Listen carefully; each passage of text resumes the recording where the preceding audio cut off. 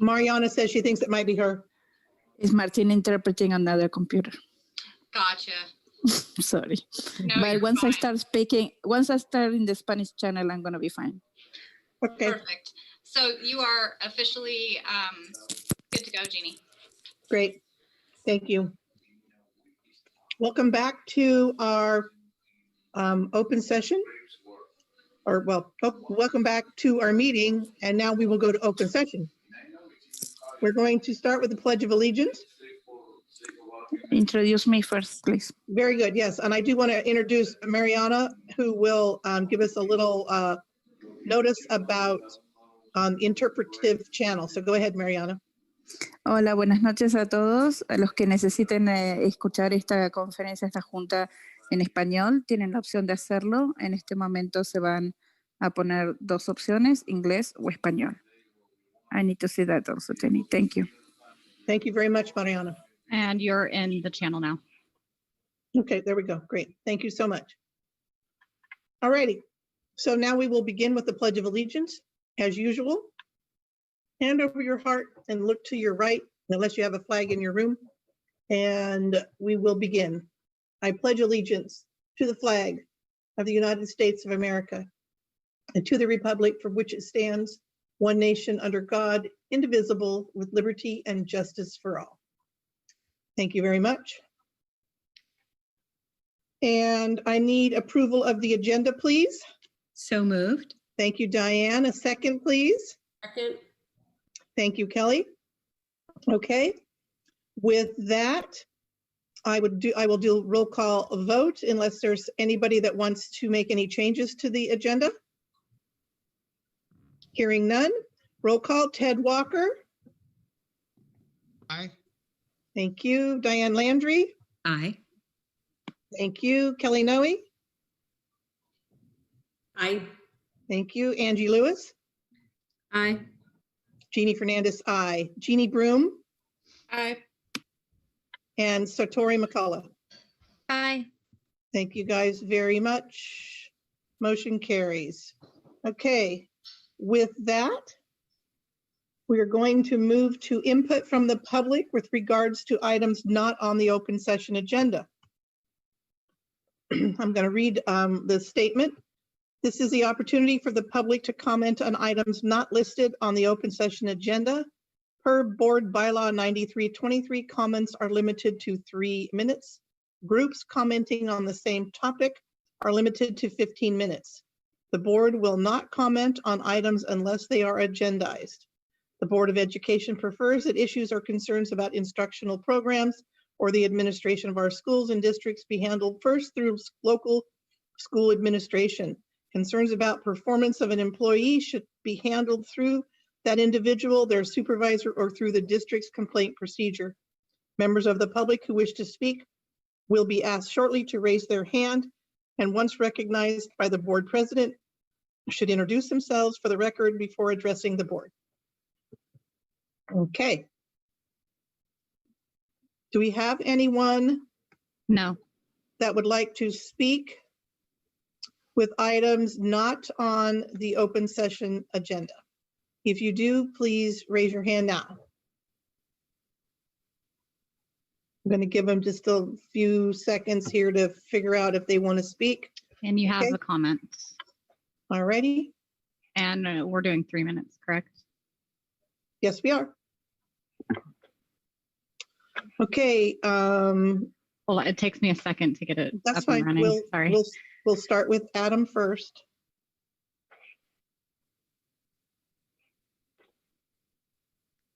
Adam, you can go ahead and unmute yourself.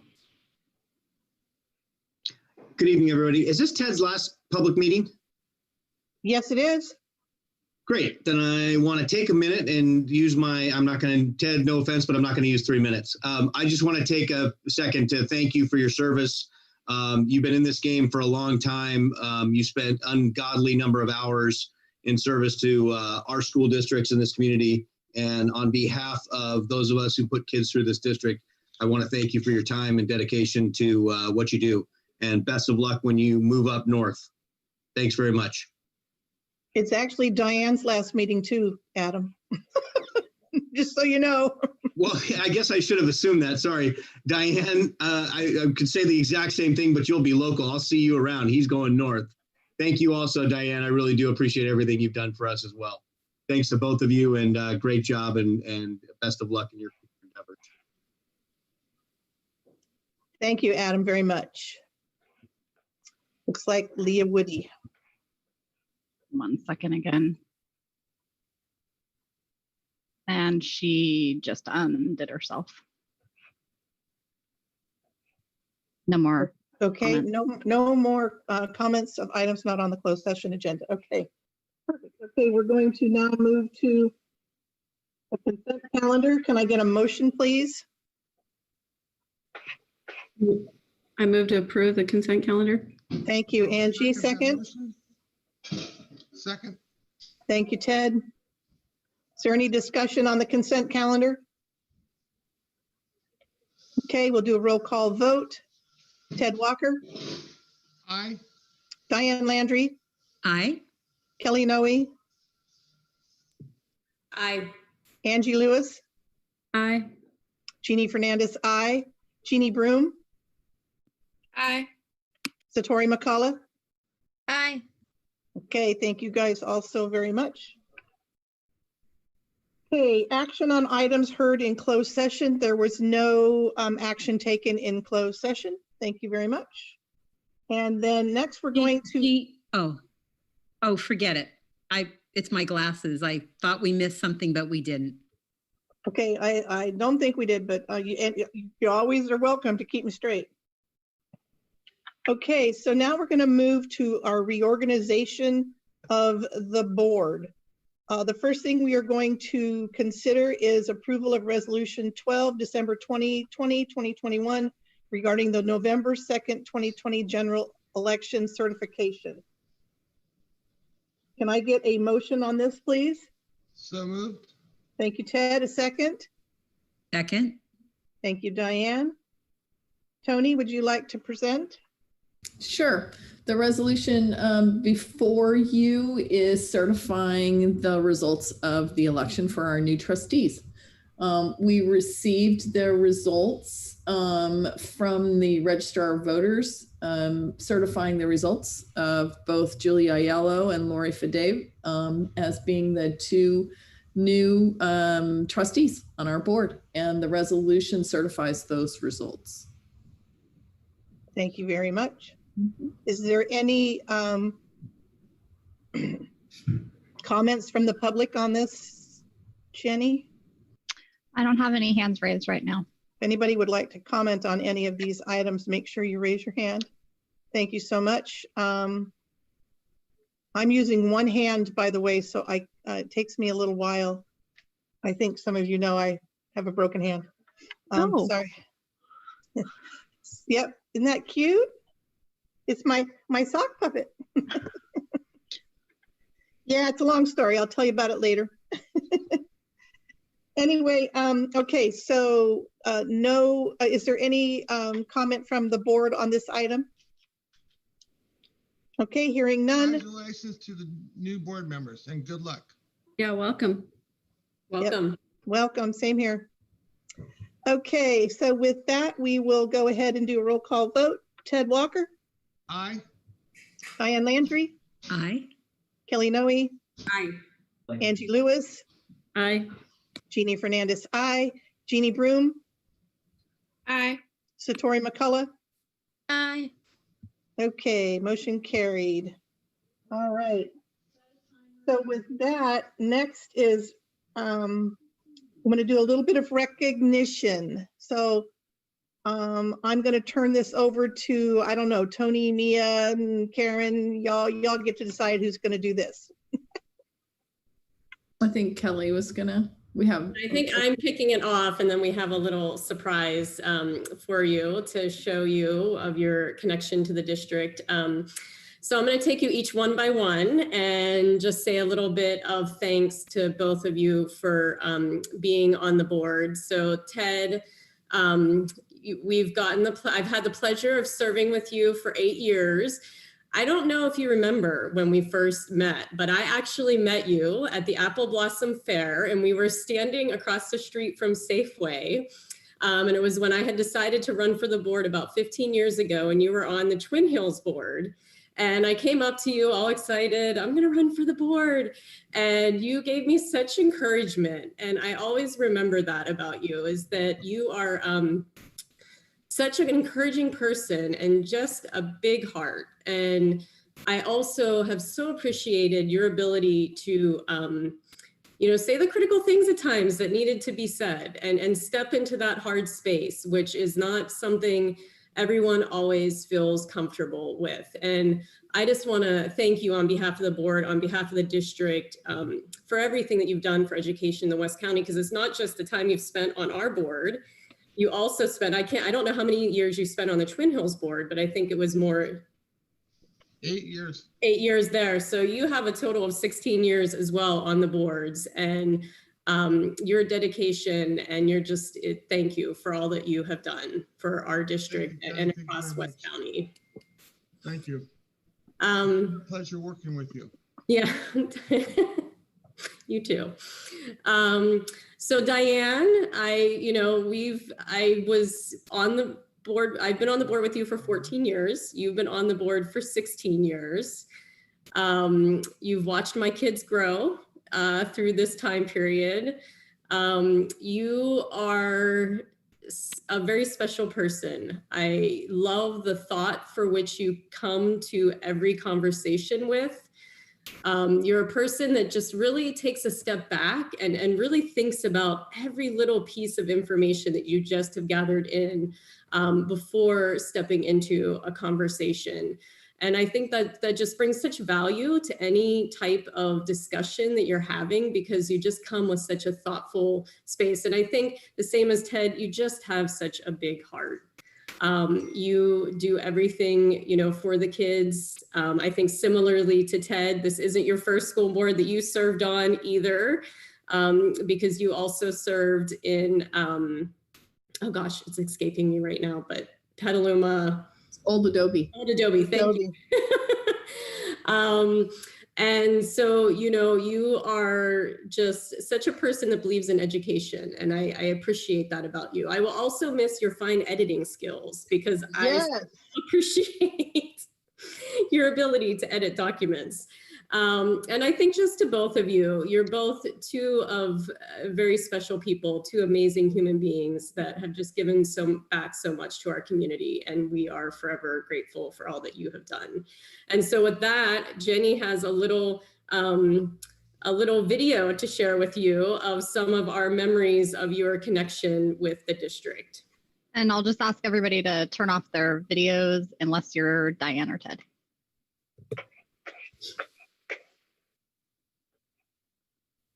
Oh, geez, where did it go?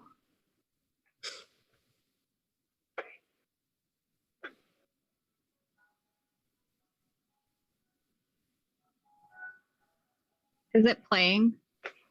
No. Oh, this is my life. Oh, hold on. I didn't get a chance to test this beforehand, so I might just have to email it to you guys. I apologize, because it is not working right now. But that is my life. It's a cute little video. I'll post it on our Facebook really, page. From what the little bit that I saw, oh my gosh, it's really cool. Mia gathered all the pictures, and then we dubbed it over music and wrote some nice little things in there. So I'll toss it out on our Facebook page so the whole everyone can see. So my apologies for the technical difficulties. No, that's fine. It's still a wonderful surprise. And the only thing I wish is that, Diane, we had the cookie reception for you. I know. I always look forward, not that I can't go buy good cookies, but Cheers. I thought about bringing some of our cookies. It's a funny story. One time, because Diane and I served many times as vice president and president together over the years. And there was one time we were talking about saving time in meetings. I was like, well, we could consider taking away the cookies. She's like, not the cookies. Not the cookies. We can't ditch the cookies. I'm eating a ginger snap in your honor. Thank you. Oh, thank you to the two of you. Well, So I just wanted to say quickly how much I have appreciated both of you. Diane, you've been just the dearest of friend and a fantastic partner to work with in our school board life together. We've served, I don't know how many years together, more than I think we both need to count. And I just so appreciate you. I appreciate your thoughtfulness and your care and your attention to detail. And yes, your skills at being able to read board bylaws and board policies and find the little typo or the, this doesn't like work right. You're perfect at that. So we're going to miss that. So thank you so much for that. And Ted, you are the big teddy bear, and we are just going to miss you. You've just been the sweetest gentleman to work with all of us crazy women. And thank you for that. It really means a lot. And I've learned a lot from you, and I just appreciate your support. I don't know if everybody knows, but Ted, during some of the most tumultuous times over the last year of my being president, Ted calls me, if not every day, almost 2 or 3 times a week.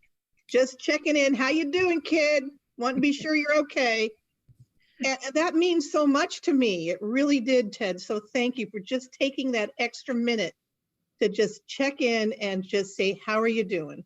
And I really, really appreciated that. So thank you so much, Ted. And God, I'm just going to miss you both so very much. And you know how much I love you both. And good luck to you, Ted, moving up north. And please stay in touch. And Diane, we're going to have coffee soon, okay?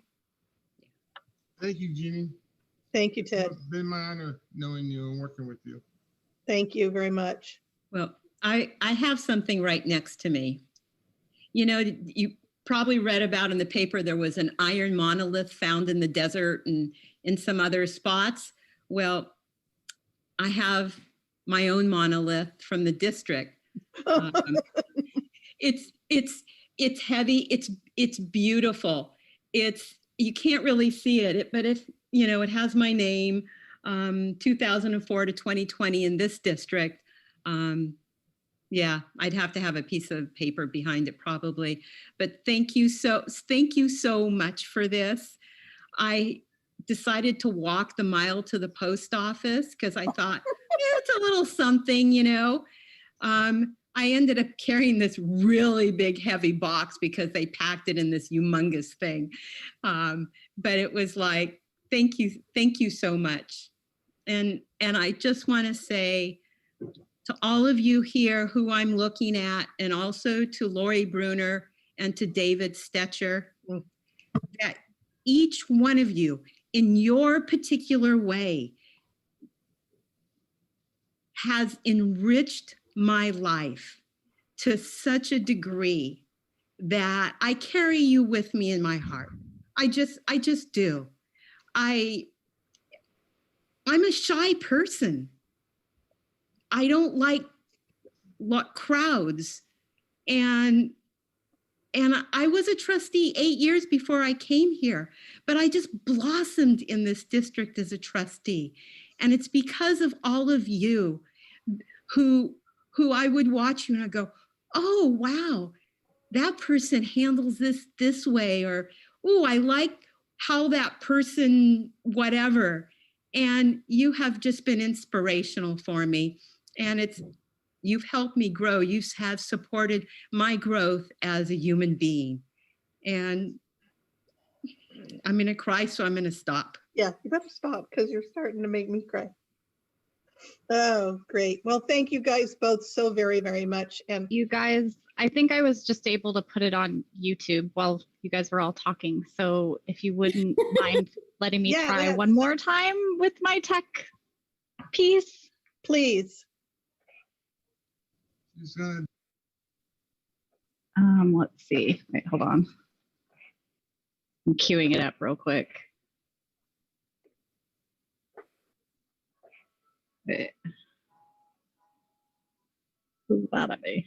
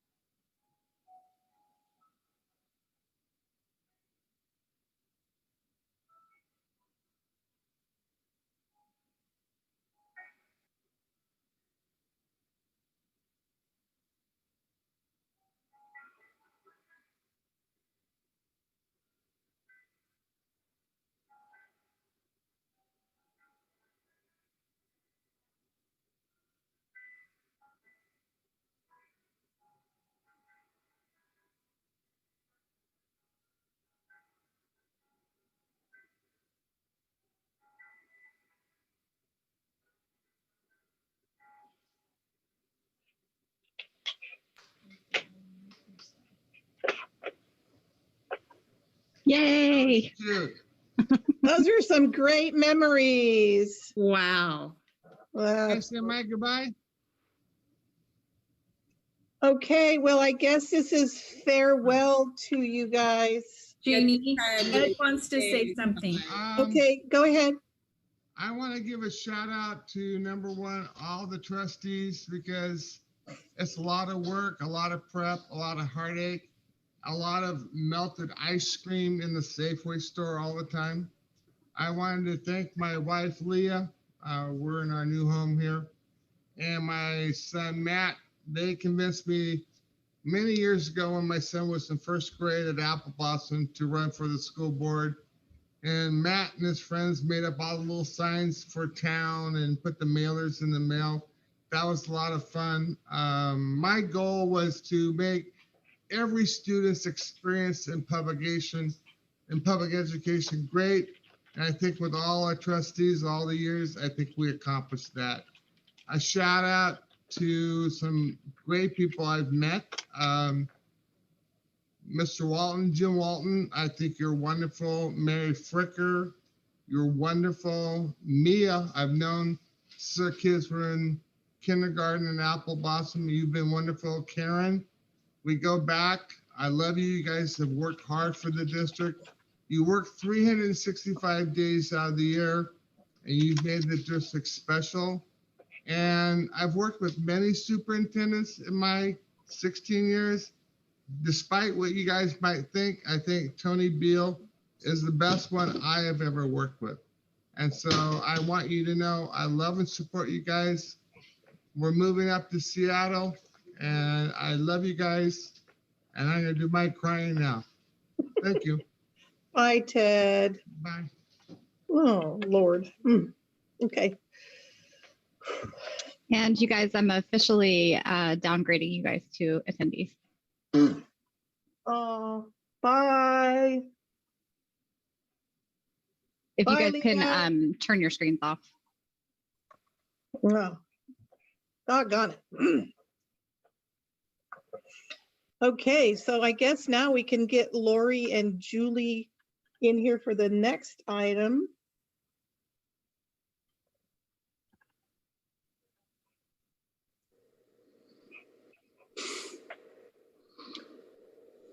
This is not an action item, but I'm going to turn it over to the superintendent, and she's going to swear in Julie and Lori. Actually, Kelly is going to swear them in. Kelly's going to. Well, awesome. To be a board member, so I get to swear them in.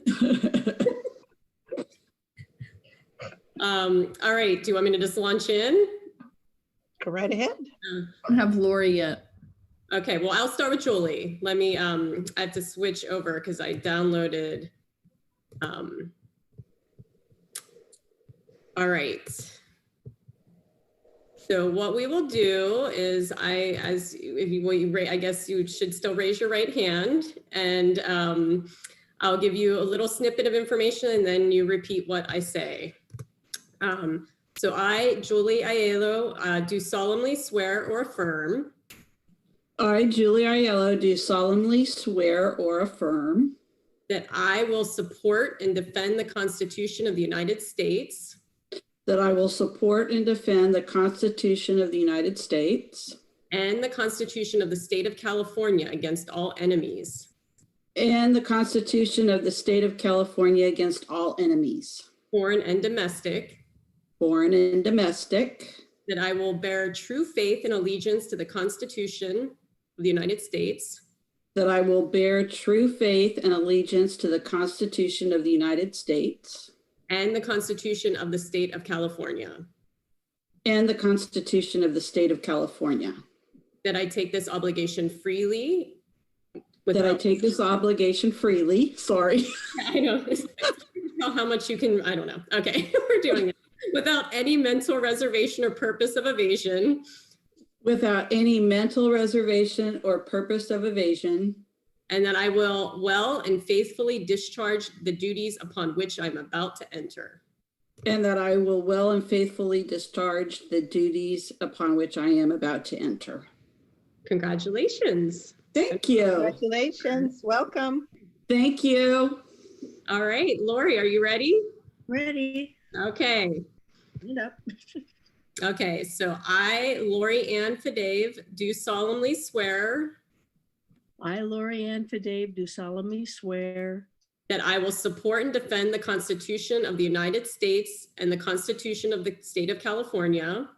that I will support and defend the Constitution of the United States and the Constitution of the State of California Against all enemies, foreign and domestic. against all enemies, foreign and domestic. That I will bear true faith and allegiance to the Constitution of the United States and the Constitution of the State of California. That I will bear true faith and allegiance to the Constitution of the United States, Constitution of the State of California. That I take this obligation freely without any mental reservation or purpose of evasion. That I take this obligation freely without any mental reservation or purpose of evasion. And that I will well and faithfully discharge the duties upon which I'm about to enter. And that I will well and faithfully discharge the duties upon which I am about to enter. And congratulations. And welcome to the board. Welcome, Lori. I think Diane and Ted are going to be a tough act to follow, but we'll do our best, right, Julie? Yes. Okay, well, welcome to the both of you. We will enjoy working together. I appreciate that. Okay, next item, we're going to move on to the election of officers. Every year, the Board of Education is required to hold a reorganization meeting of the board in December. At the reorganization meeting, the Board of Trustees elects a president, vice president, and a clerk. And with that, I'd like to open up nominations for board president. And before I say another word, I'm gonna automatically, I'd like to nominate Kelly Noe as president for the board for the next year. Kelly, do you accept? I accept. Thank you, Jeannie. You're very welcome. Can I get a second? I'll second. Thank you, Julie. Okay, is there any discussion? Okay, I'm going to do a roll call vote. Kelly Noe? Aye. Angie Lewis? Aye. Julia Aiello? Aye. Lori Fadave? Aye. Jeannie Fernandez, aye. Jeannie Broom? Aye. And Satori McCullough. Aye. Thank you. So, welcome, Ms. President. Thank you. Next, I would like to open up nominations for vice president. Yes, Angie, I nominate you, Jeannie Fernandez. I will accept. Thank you. Is there any discussion? Okay, can I get a second? I'll second. Thank you, Lori. Okay, we will do a roll call vote. Kelly Noe, Aye. Angie Lewis, Aye. Julie Aiello, Aye. Lori Fadave, Aye. Jeannie Fernandez, aye. Jeannie Broom, Aye. Satori McCullough. Aye. Okay, thank you. And then next will be clerk. Can I get a nomination for clerk for the board for next year? Kelly? I would love to nominate Angie if she would be interested and accept the willingness to serve as clerk. Angie, are you willing to serve? Yeah, accept. Okay. Is there any discussion, any further discussion on this? Is there any further nominations? Okay, roll call vote. Oh, wait, did I get a second? I didn't get a second. Can I get a second, please? I'll second. Thank you, Julie. Okay, now we can vote. Kelly Noe, Aye. Angie Lewis, Aye. Julie Aiello, Aye. Lori Fadave, Aye. Jeannie Fernandez, aye. Jeannie Broom, Aye. and Satori McCullough. Aye. Great, thank you so much. So we have our new board officers, but before we go to the next step, Diane showed her beautiful piece of obelisk, right? So I wanted to share what I got in the mail. Oh, wow. It's absolutely gorgeous. I gotta move my funny hand out of the way. There it is. Your mitt kind of blocking it. My mitt. Yeah. Anyway, I just wanted to say thank you guys so very much. And thank you, Karen, for your efforts in making that happen. It's very lovely. And it'll hang in a place of prominence in my office. And I do really appreciate that. I just want to say it's been an amazing year. And I so appreciate the support of the board. And I appreciate the support of Tony Beal. Tony, I know that you and I have kind of been in each other's right-hand pocket, and I so appreciate that. And I just appreciate the fact that it's been a very difficult year, and I understand that. And again, the support of everybody out there that lent me your support and your care and your love and attention, I so appreciate it. And it's been an honor to be able to serve you, very much so. So thank you very much. And with that, I'm going to turn it over to our new president, Miss Noe. And you get to start with item E. Yeah, item E. So you'll have to dust off the cobwebs. So be easy on me tonight as far as the facilitation goes. But before we do move into the next space, I just want to acknowledge you, Jeannie. Thank you. This year has definitely been a very, very hard year, and you have been able to step into some challenging conversations and really find a positive way out for the district. And, you know, I don't even know how many years I've known you at this point, and I just appreciate who you are as a person.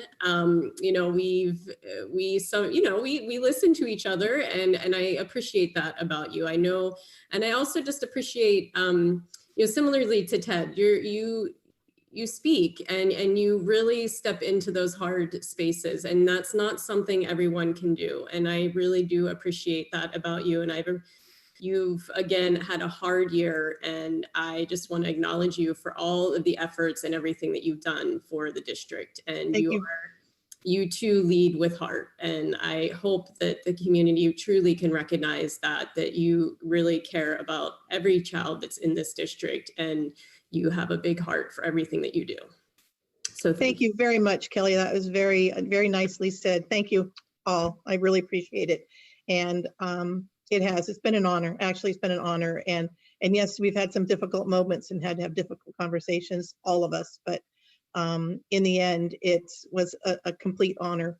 And, you know, it was one, I guess, to really just test my leadership. And I have to say thanks to my mom, who's not with us any longer, but she's the one that led me to this path to be a leader. And I just can't thank her enough for letting me realize what an independent, strong woman I could be, and then I could lead us through some difficult times like this. So thank you, guys. Thank you. All righty, I'll let you continue, All Kelly. right. So our next item is item E, which is electing voting representative and alternate for process of filling vacancies on the Sonoma County Committee School District organization. So this is not, just to clarify, because we have to do this every year, this is not about serving on the district. This is about filling out the voting form when people need to get voted for to be on the committee. So you literally get a piece of paper in the mail and you have to do the voting on behalf of the board. And there has to be an alternate just in case something happens to you and you aren't able to receive the mail and do the voting. So it's not a huge undertaking, but we do need to have two people volunteer for this space. So the first one is, do we have anyone that's interested in being the voting representative? I can do that. Okay, thank you, Jolie. Thank you, Julie. And then can we vote on both of these at the same time? Can I take the other nominee and then we can just do one motion? Okay, and then is there someone who's willing to fill the backup spot? I can do that. Thank you, Lori. All right, can I have a motion? I guess we need to officially nominate them. So can I have a motion nominating Jolie and Lori to fill the voting representative and the alternate spot? I move to recommend Julie Aiello as the voting representative of the county committee and Lori Fadave as the alternate. A second? Second. Awesome, thank you, Angie. All right, I have to remember that I need to do a roll call vote every time. All right, so Jeannie Fernandez. Aye. Angie Lewis. Aye. Julie Aiello. Aye. Lori Fadave. Aye. Kelly Noe. Aye. Jeannie Broom. Oh. Aye. Okay, I didn't hear. Okay, thank you. It's like, was it just me? Satori McCullough. Aye. All right, thank you. And Tony will give you more information on the specifics, but it's about how it works and what timing you usually get the letter in the mail and when you have to be available to make the vote. And if you need any further information, you can certainly reach out to me. I'm right now one of our acting members of the county committee. So if you want more information about it, just shoot me an email or text me and I'll fill you in. Thank you.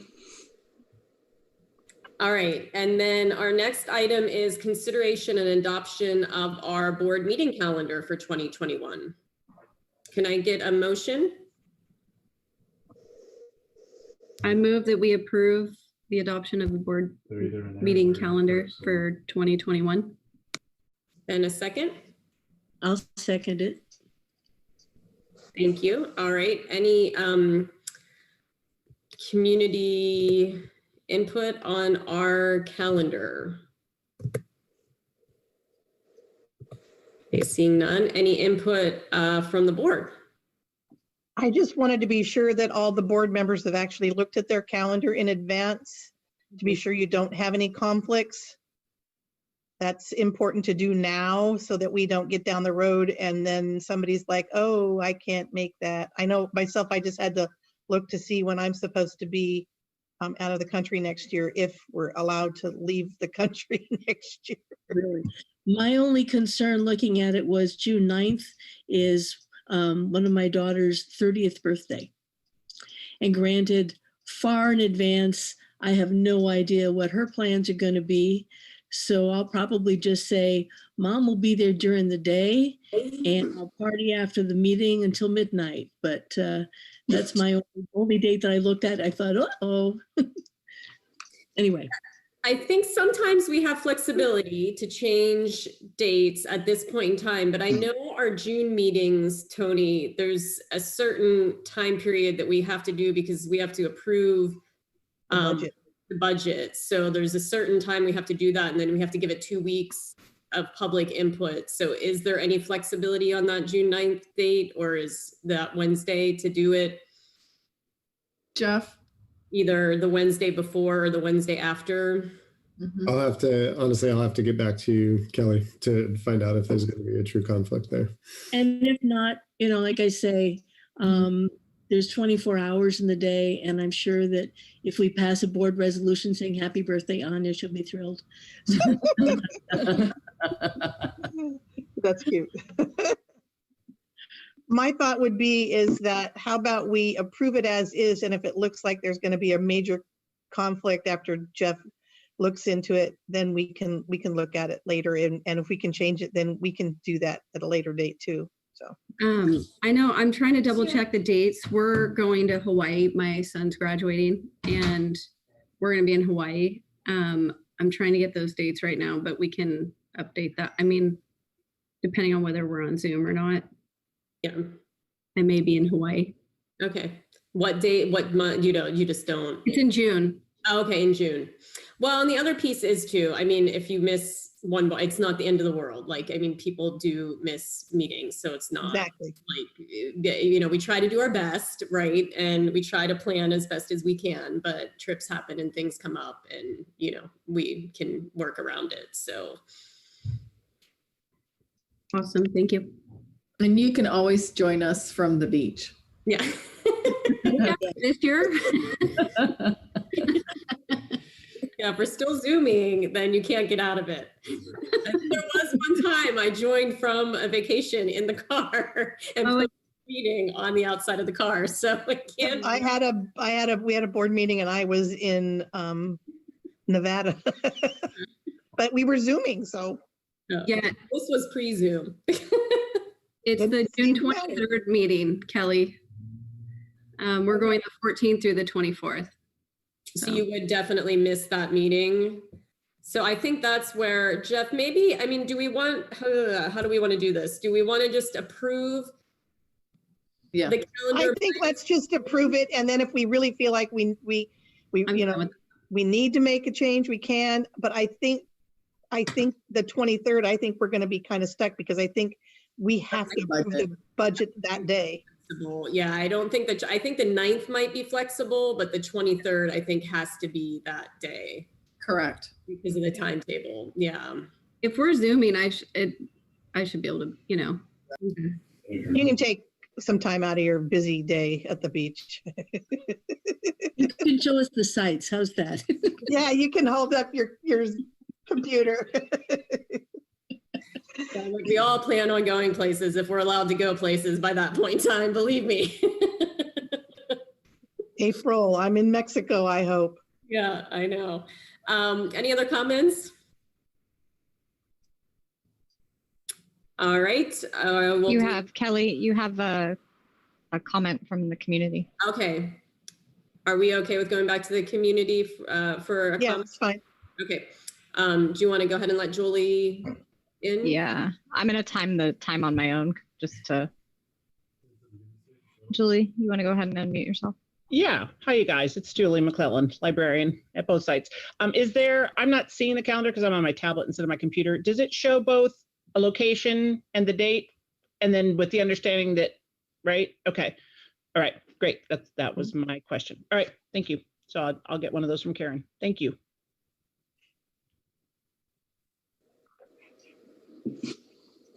Okay. Any other comments? All right, let's vote. I will go ahead and vote. Jeannie Fernandez. Aye. Angie Lewis. Aye. Julie Ayo. Aye. Lori Fadave. Aye. Kelly Noe. Aye. Jeannie Broom. Aye. Satori McCullough. Aye. Thank you. All right, so now moving on to our student board reports. Satori, would you like to go first tonight? Yeah. Good evening, everyone. I'm from Annalee. I'm the rep from Annalee. My board report starts with social emotional support is being offered online for students in need. Leadership hosted a canned food drive 2 weeks ago and is now planning on a drive-through the week after break with prize bags that will include chips, candy, hand sanitizer, stuff that goes in prize bags. This month, there is a public hearing regarding an election for partial tax, which could possibly keep both high schools open. Finals week is here and break is on the horizon. Yay. And the sports seasons have been canceled due to the uprising COVID cases, which is sad, but I understand. And yeah, that's my board report. Thank you. Hey, thank you. Jeannie? Hey, so first of all, welcome to the new board members. Awesome to see you here. Glad that we had a smooth election certification process. Yeah, can't take that for granted anymore, guys. Okay, so yeah, pretty brief. Finals are going well so far. Recently, leadership, we all went out and the Redwood Empire Food Bank has a really large space for volunteering. So the whole class was able to go out and volunteer and pack some fresh foods for families in need in Sonoma County. So that was really awesome. Dance students were recently able to experience our new performing arts theater. We have individual dancers coming in one by one this week and performing solos. We have some kids from intermediate and advanced. I just went in today and it was really cool. Saw the lights. It's just our dance instructor and the light worker. So it was really awesome. And that'll be in a virtual show in January. It'll be Dancing Through the Distance. That's the title. Seniors were also able to come out in little groups of 10 last week to paint senior parking spots. And we hope to continue that after the break because of increased interest. We also have senior sweatshirts on sale right now, so that's exciting. And leadership has 2 events planned for after the shelter in place ends, a drive-in movie night and a virtual bingo night. We were going to do a holiday drive-in movie night, but unfortunately we got that other SIP, so we had to postpone that, and also it was going to rain. And yeah, next January we'll be starting with some student council meetings and easing into Elmo meetings. So those dates are TBD. Thank you. All right, so now we go on to association reports. Do we have association members that? They're gonna need to raise their hands if. So Lily, it looks like Lily does have one. And Lily, go ahead and unmute yourself. Hi, World's Briefest report from the West Sonoma County Teachers Association. Thank you so much to Diane Landry and Ted Walker for your service to the district and your dedication to our students. It's a difficult volunteer job that you're doing, that you've done for us for so long. And we know that we made times tough for you recently and appreciate your grace and relationship with us. Julie Aiello and Lori Fadave, new trustees, welcome to the fold.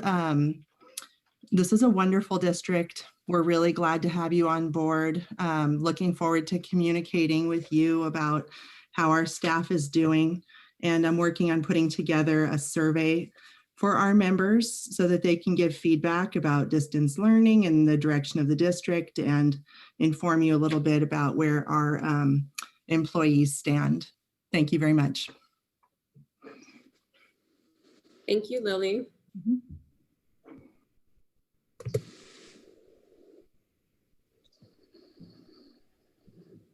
Doesn't look like CSEA has their hand raised. Okay. All right. So we will move on to principal reports. And I think Ellie already has her hand up. So we'll start Yeah, with that. the other two, Shauna and Matt, you can raise your hand so I can easily find you. And are we good with going with Allie first? Yeah, she's ready. Let's go. Allie, go ahead and unmute yourself. Hi. Thank you guys so much for letting me speak. I really appreciate that. We have a few things going on, and I know Angie's going to speak to this a bit as well, but we are up to about a couple hundred people that we're feeding every week with the Redwood Empire Food Bank. And I really wanted to thank Mia, who's been coming out the last 3 or 4 weeks and helping out, as well as Angie and her mom, who come every week to help hand out food to families. So thank you for that. We are working with the North Bay Construction Corps. That's Joe Maloney, has done a ton of work with our student body. And we have somewhere between 7 to 10 kids who are working with the North Bay Construction Corps. So we're really proud of Joe and really proud of them. I also want to send a shout out to Leah Woody, who's working really hard to get our kids registered at SRJC. So we had about 25-ish kids who were interested, and she's working with each one of those individually to get them signed up to make sure they're in the correct classes and going through that entire process. So thank you to her. And then I really want to take a moment and thank the entire West Sonoma County community, because this was the first year that we tried our Adopt a Rhino program. Which was that we wanted to celebrate our kids and we wanted to try to get as many kids as possible, something to look forward to for Christmas. So we were trying to get about $50 in gift cards and a stocking full of stocking stuffers to our students. Our goal, this was Kimberly Nyberg and I, our goal was for about 10 kids, and we actually got enough to serve all 90 of our students. So we collected almost $6,000 in gift cards and $50 gift cards. And huge thank you to many of you all who donated to support us. And then I also just wanted to huge shout out to Jeannie, because Jeannie, God bless her, and I'm going to get teary-eyed. She asked to adopt a particular family, and this particular family had a high degree of need, and they didn't have any furniture and they didn't have things, and they had just moved to a new apartment so they could be closer to school. And so she spent, I don't know, hours with this family, making sure that the family had everything they need. And I know you, Jeannie, you made that family's year, and I can't thank you enough for that. So thank you. And that's it. And welcome to the new board members. Okay, now Shauna, go ahead and unmute yourself. And Matt, if you could raise your hand for me. Thank you. Hello, everybody.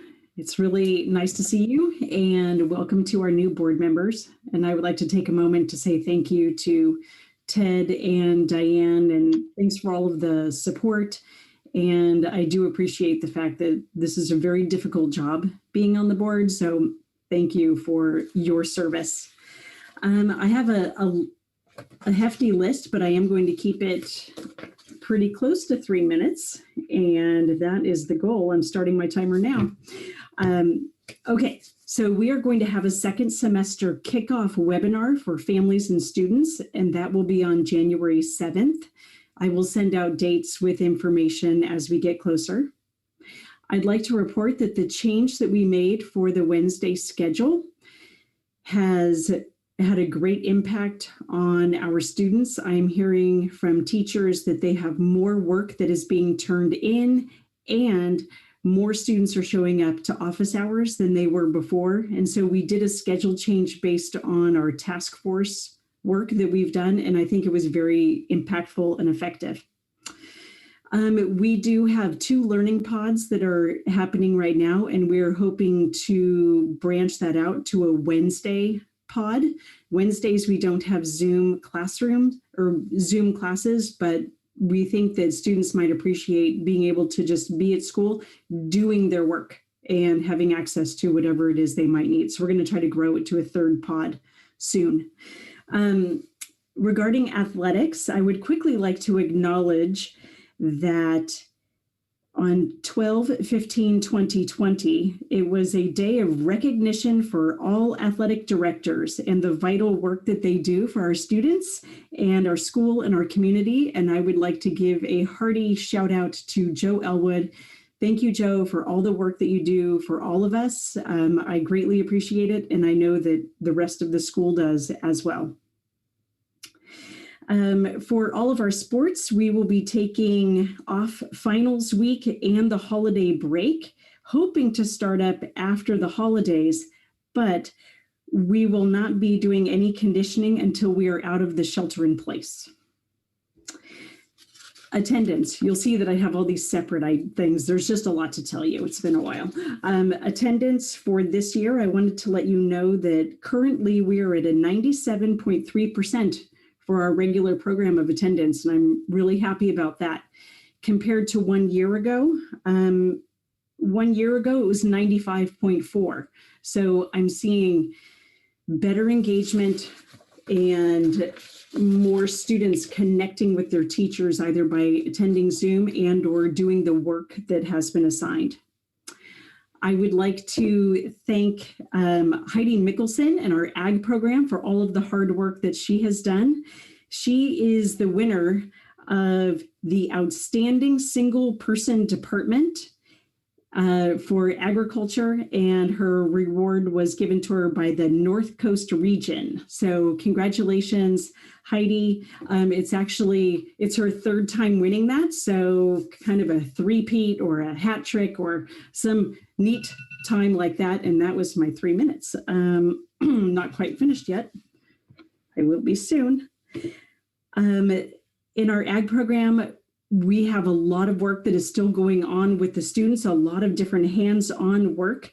And her students have done 5 formal floral arrangements. Farm to Table has been planting home gardens, and AgriScience has been completing labs at home, and we'll have 60 ag science projects completed by December. So that's the most we've had since the beginning of these new classes. So we're really happy about that. Band is working on creating a video performance for some of the classes, and that performance will hopefully be out by the end of finals week. And I know I am very much looking forward to that. I checked in with our woodshop teacher, and he let me know that his class, they have been studying isometric drawings and orthographic projections to prepare for large scale projects. And I have several pictures that he has sent that include the work that his class has done. The advanced classes for wood, they are working on understanding and reading floor plans and elevations. So I thought that was great. In the English department, I know that Annalie and El Molino English departments are working together and discussing student-centered curriculum that connects with our Portrait of a Graduate ideals. So I can't wait to see what they pull together.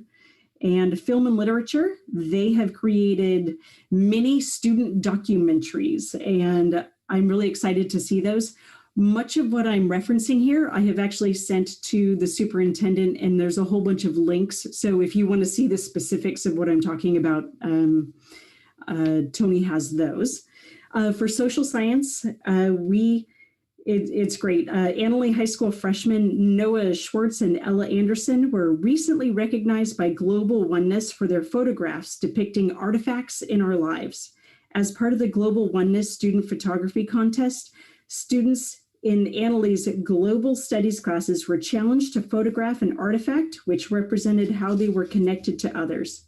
25 students from around the world were recognized as finalists, with 15 of them chosen as official winners. Ella Anderson was selected as a finalist, and Noah Schwartz's photograph was chosen as an official winner. So that is just an amazing honor. And I have those also included in the board report that I sent to Tony, so they're fascinating to look at. And finally, for advanced art, one of our teachers sent out some of the work that her students have accomplished, and the artwork is absolutely tremendous. And so we have posted it on our website as kind of a little virtual gallery, and those drawings and things are also in the report that I sent to Tony. So thank you so much and welcome to our new board members. Thank you. Okay, is Matt ready?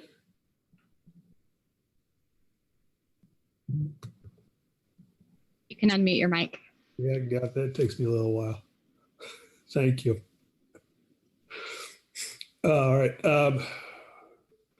Apologize for my voice, but I'll get you through here. Last Thursday, Emelino Ag and our FFA sold approximately 200 tri-tip dinners. This was done by our first year Ag teacher, Emily Delaney, Ag boosters, and the leadership team for Forestville FFA. The most ever sold for a tri-tip drive-through at Emelino. So congratulations to Emily and our Ag students, especially, like I said, Emily's a first-year teacher, so going through the credentialing program. So she's got a lot on her shoulders, and she's still busy making sure the kids are engaged and having a wonderful opportunity. I just want to touch on a couple things that Jeannie already talked about. Just the idea of the parking lot and the drive-in theater, all by Mike Rohn. And so Mike Rohn takes on two roles there as our AD and as our leadership teacher. And as Shauna referred to, it's the AD recognition. And so, again, I know both Joe and Mike work hard for both of their schools and their respective students. And I know the two of them work together well and appreciate the efforts of both of them, and especially Mike with his work both as the AD and as our leadership teacher. We're served over approximately 30 holiday meals to our families for Thanksgiving, and we're somewhere now between 40 and 50 holiday meals for our families coming over winter break here. We'll be distributing those next Monday to our families. We also have the holiday families, which is sort of a tradition at Emelino by Marilu Saldana in the counseling department, where we're able to select families at Emelino and then provide them, and not only those students, but also their families with sort of gifts that they may request and need. And so today was the shopping day, which was unique because they usually get up at 5 in the morning and end up at Kmart or Walmart. But since we're in shelter in place, it was more of a monitored approach. And so they didn't have to get there till 9. So they were very pleased to be able to sleep in this morning. Excuse me. Yeah, excuse me. Jolene Johnson has started filming for the dance show that will be released in January. These are solo acts that she's recording, and this is a wonderful opportunity for our students to actually get to use the Performing Arts Center that's been completed since last spring. So this is the first time there's actually been performances themselves in the Performing Arts Center. So I'm looking forward to viewing that in January, as I'm sure all of you are.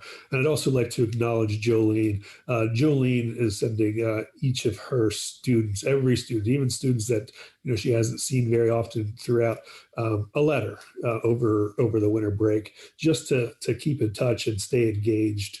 We know that the holidays can be challenging times for ourselves, but even our students can have challenging times over the holidays and the breaks. And it's one way that she, again, is working to connect with her students. So thank you there, Jolene.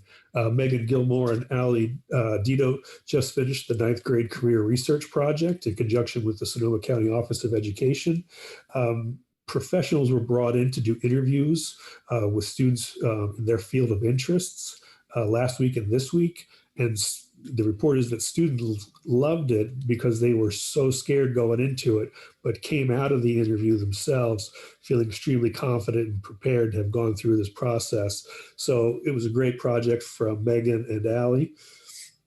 Chef May has been busy baking and cooking, not only with her students, but also with students' families members. Oftentimes, parents, siblings hop in the kitchen and you'll find baking with the student. And Chef May has just been loving it and enjoying not only the opportunity to help kids become chefs of the future, but also having the opportunity to meet their families, which you would normally get to do as much in a traditional setting. So it is a benefit of the distance learning. And sometimes even students get mistaken as parents. It's just a wonderful, wonderful opportunity though for everyone involved. Jared Brown, or rather Coach Brown, has really taken on a role of sort of college mentor as well. He's been working hard with our seniors to help with college applications, but also connecting our senior football players to coaches to try to start getting our athletes, looking to play at the college university level. So he's really been working hard with our seniors to try to connect them. So it's been a nice addition, even though we haven't been able to have a season yet. Hopefully that season will start in late January, but we'll see what happens then. There has been a noticeable push by students. The engagement has been up. The reports, as Sean had mentioned, with the Wednesday schedule has been a huge success. The office hours are being used. We're hopeful that that's a continuing trend and not just an end of semester trend where students are sort of realizing, oh my goodness, I need to sort of start to elevate my grade all of a sudden. But we're hoping that this is a continued trend into the next semester. And I think we're pretty confident we are, because so far the feedback from students has been appreciative in regards to being able to work on that Wednesday schedule.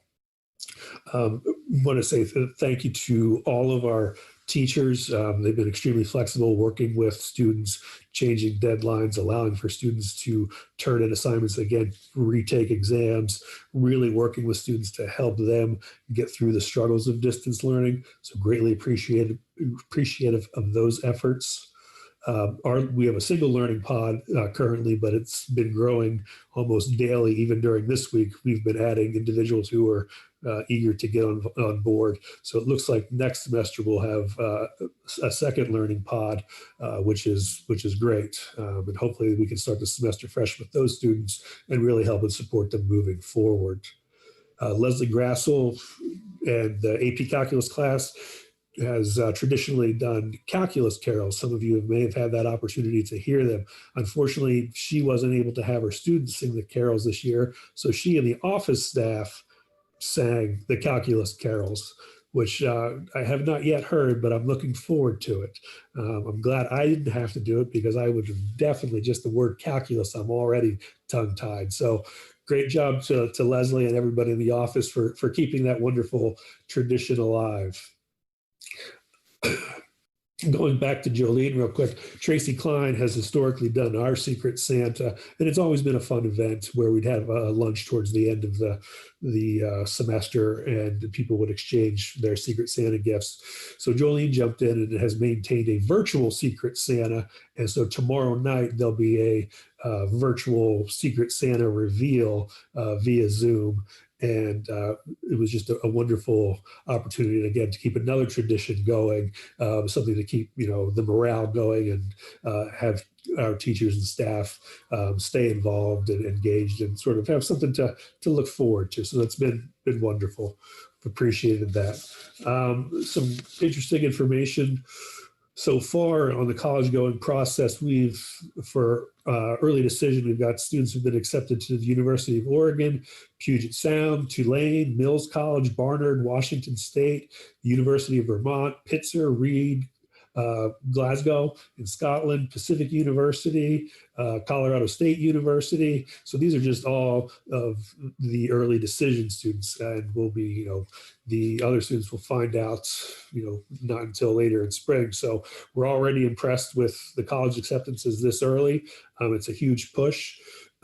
Thank you for bringing micro college back, because we already have had students who've participated in micro college as FAFSA night. So we were one of the only high schools in Sonoma County that had the Cash for College. We were fortunate to have that earlier in the semester. Some of our students missed it, but took advantage of micro colleges offering. And so currently in the county, we have sort of the highest percentage of students completing the FAFSA. And if you've been reading the news, you can see that the completion of the FAFSA has been an issue across the country. And so Leah and our counselors have been working really hard to make sure our students and families are completing the FAFSA. So great job there as well. I'd like to thank Tony and Jeff for coming out last week, taking the time to sort of explain, what if we were to consolidate, what that looks like, and have, a more intimate discussion with our staff. Being able to sit there and, let our staff sort of express their concerns, ideas, thoughts, ask questions about what this all looks like. We appreciate you taking the time to come out and explain it and to listen to our staff. I think they had some really valuable things to say, and I'm proud of what they had to say, and I'm grateful for you both for taking the time to come out and provide that. I would like to thank Diane and Ted. They're not here. I was hoping I'd get the chance to thank them when they were here. They've been part of the board almost the entire time that I've been here. Ted, as Kelly, you mentioned, has been here for about 8 years, so too shy, but it's been wonderful to have the opportunity to work with both Diane and Ted. They've been great supporters of all the schools in our district, all the schools in West County. So really grateful for all of their efforts. We'd like to welcome Julie and Lori. We look forward to working with both of you in the new year. Welcome to the board, and hopefully we'll get a chance to meet sometime in the near future. I look forward to that as well. And with that, I wish you all a happy holiday, a happy new year, and bring on 2021. All right, thanks, Matt. So that ends our principal reports. So now we'll move to board member reports. So Angie, you're first up on my screen now. All right. I just want to give a thank you to Ted and Diane. It's a little bittersweet for me because I feel like we just got going, but just a huge thanks to them and all the support and encouragement they gave me early on. That being said, I'm super excited to work with the new board members, and one I know already. And Lori, I look forward to getting to know you and working with you. I did go, I'm like, everything that I did has already been mentioned. I did go help out, and my mom and I, bless my mom for joining me. We go help out at Laguna, and they've partnered with the Redwood Empire Food Bank. So getting out and seeing people is great, but more importantly, just seeing like their appreciation and being able to give them groceries is just super awesome, especially in this climate. And then to hit the milestone, we fed the most amount of people. I believe it was over 200 people today, and that's the most we've ever done. So that's super awesome. And then Matt mentioned the little class interaction. It was actually my freshman that was camera shy during culinary class. That culinary class is amazing, but I think is going to be our demise because they bake so many amazing treats that are all, I usually take them to Jenny. I'm like, we've got to get half of these out of here. I can't eat this many crepes or cookies or whatever. But actually my freshman was being a little camera shy. So my senior got on there to present the brownies, and Chef May thought it was his dad. So we got a good laugh out of that. So just kind of, I have 2 high schoolers I've shared before. So it's super awesome to kind of, see that perspective and see what they're doing and be a part. I know that these teachers and staff work so hard to do everything they can for these kids, and it's greatly appreciated as a parent and a board member.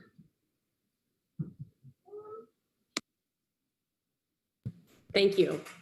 So next now on my little screen is Julie.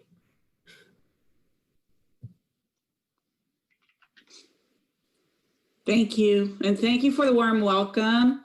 And Jeannie, thank you so much for the 2-hour conversation we had and the warm welcome to the board.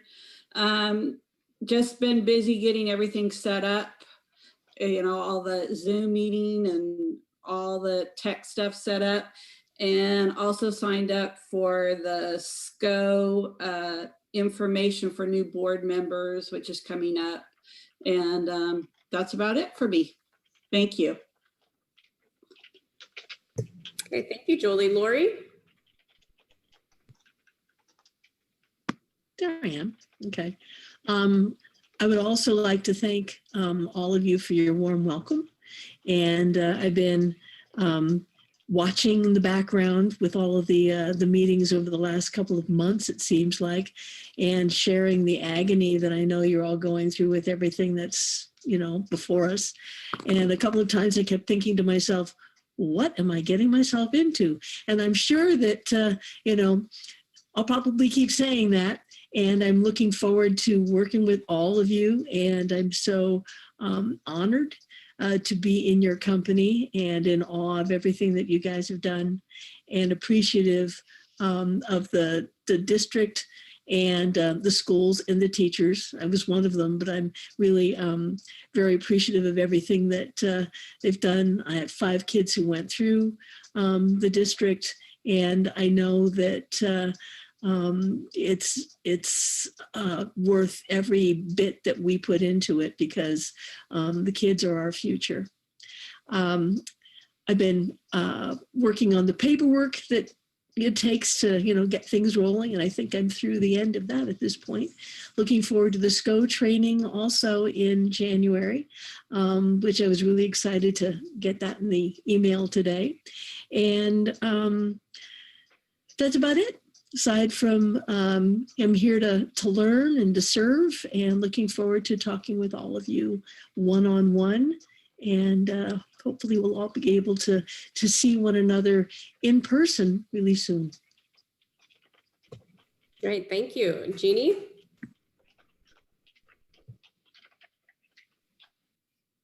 Thank you, Kelly. And yes, again, warm welcome to Julie and to Lori. And yes, Julie, I loved our conversation, and Lori and I also got to chat for just a few minutes today, and that was great too. Lori and I go way back. Lori, the same year Lori was hired was my first year as a trustee, and we went to the Tolerance Museum together with another group of people from the district. It was monumental, I think, in my school career, and maybe in Lori's too. So, and we spent a lot of time together, I think, because we were newbies. We didn't know anybody else. So welcome, you guys. And thank you to Allie Green for her comments about me and my husband. I just wanted to share with folks that it was my husband's idea, actually, that we do something a little different and a little more for our community and somebody in need than maybe we normally would do, and that with times so difficult right now. And my husband kind of said, okay, Tag, you're it. My idea, you go forth and figure it out.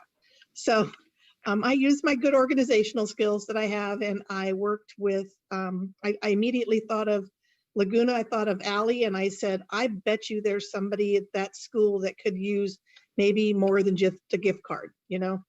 And lo and behold, we ended up with this lovely young man and his dad, who the first thing we knew that they needed was just a bed.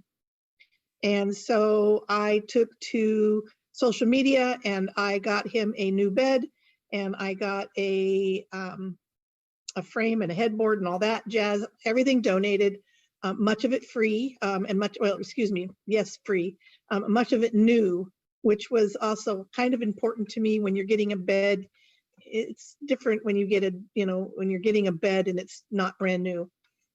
So that was important. So I was able to do that, which was really gracious. We took that to him. That was the first thing that we took to him and his dad. And again, lo and behold, we didn't realize that they actually had absolutely nothing. And I mean zero in their apartment. They had a small little plastic table, probably 2 foot by 3 foot, and a couple of metal folding chairs. And that was all they had. And so I then said, okay, we're going to outfit your apartment. And I received 125 offers of various things, from furniture to gift cards to linens to you name it. And for me, this, what it did for me is it actually reinvigorated me and in my belief of humanity. Right now, it's not been easy to do because there's been so much turmoil in our country. And, you know, you kind of get a little down on things like that. And I was just amazed. The people, I'm still getting them every day, guys. I still get, do you need anything? What else can you use? We actually completely outfitted their apartment with table and chairs and a bed for dad and 2 recliners, coffee table, rugs, you name it. It was just phenomenal, absolutely phenomenal. And yeah, it was my organizational skills that kind of put it together, but really what it was just love from the community, just love from people all around this county, and that were just so concerned and wanted to help. And if I hadn't hurt myself, I actually was thinking about setting up some sort of a foundation, and I still may do that when this is all over, and work on other people that are in need and getting them the things they might need. And because I tell you, it's out there and they're out there. I've got gift cards now that I'm actually going to give to Allie to give to other families that might need something more as well, because the outpouring has just been so phenomenal. It has filled my heart and my husband's heart with joy. Actually, I was reached out to by Raleigh Atkinson from the Sonoma West Times because he saw the article in the paper. And he asked me if I would write a letter. And he's going to give me an opportunity for a commentary about, and not about what I did, but again, about the people that have put forth their love and attention towards this matter. The other thing that I'm going to add to that article when I write it is I'm going to write about those in need. And I firmly believe that nobody in West County has any idea that anybody in Sebastopol or in Forestville or in, you name it, is in need and as needy as they are. No one would have ever believed that we had a family in Sebastopol that had an apartment that had absolutely nothing in it. And I kind of want to put that out there to everybody, that when you get the opportunity to help someone, it will really warm your heart. I tell you, we all had a lot of tears, the young man and his dad, and a lot of heartfelt thanks. Unfortunately, we couldn't offer any hugs, which was really sad. But I told him, don't worry, when this is all over, we will find each other again and we will give hugs. I'm just so thankful to everyone who supported me in this effort. And Allie, I'll be reaching out to you soon to bring you some more gift cards. So that's really my report. And it kind of is a perfect time, I think, to just say to everybody, you know, Happy Christmas, Merry Holidays, whatever you want to call it, whatever you celebrate. I hope you enjoy it to its fullest. And this is just a wonderful time of giving. And I'm so thankful that I actually have the opportunity to be able to do that. So thank you. Thank you, Jeannie. That's incredible. That's really awesome. Thank you for doing that. So my report tonight, I too just want to welcome Julie and Lori to the board. I look forward to getting to know you in your new capacity as board members. I reached out to both of you too, so hopefully we can find a time to chat and connect.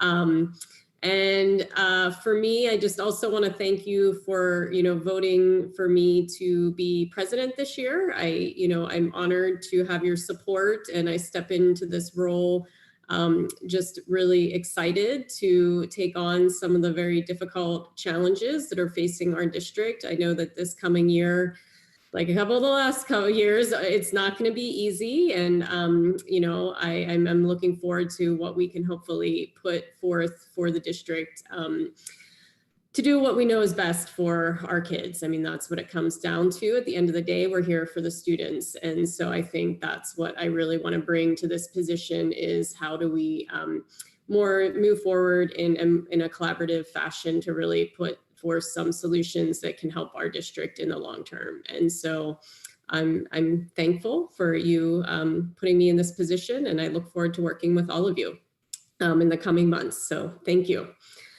And with that, I know now we have Tony's report. Wow, that's a lot. We have a lot of reports tonight. So I do want to echo a thank you to Diane and Ted. We've made a pretty solid governance team, and we've worked together through some really tough times in the last couple of years. And a welcome to both Julie and Lori. Hopefully we'll become a cohesive governance team pretty quickly because we've got some challenges that are directly ahead of us. So I look forward to working with both of you and with our other 3 trustees. I did have a lot of people have said some of the things that I was going to talk about tonight. The one thing I do want to add is I want to say a special thank you to the district task force.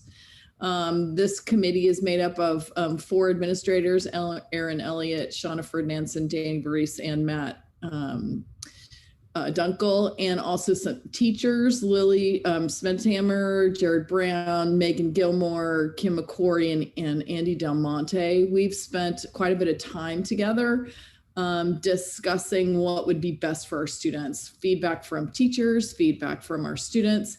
And it's that team that came together to make the recommendation that we continue with Wednesdays as they've been, we've done in the last 3 weeks, and the recommendation to keep the same schedule for next semester. We had contemplated doing a different schedule to help our students, but it was based on that feedback from that district task force that we've made the recommendation to move forward. So we're also going to start working on some alternatives for graduation for our seniors. We're going to look at the data when it comes out in January, according to how our students did at the semester, and then talk together about what kind of alternatives our students may need to help them get to graduation for the end of this year. So more to come on that. We'll be making a report in January and February based on our data from that.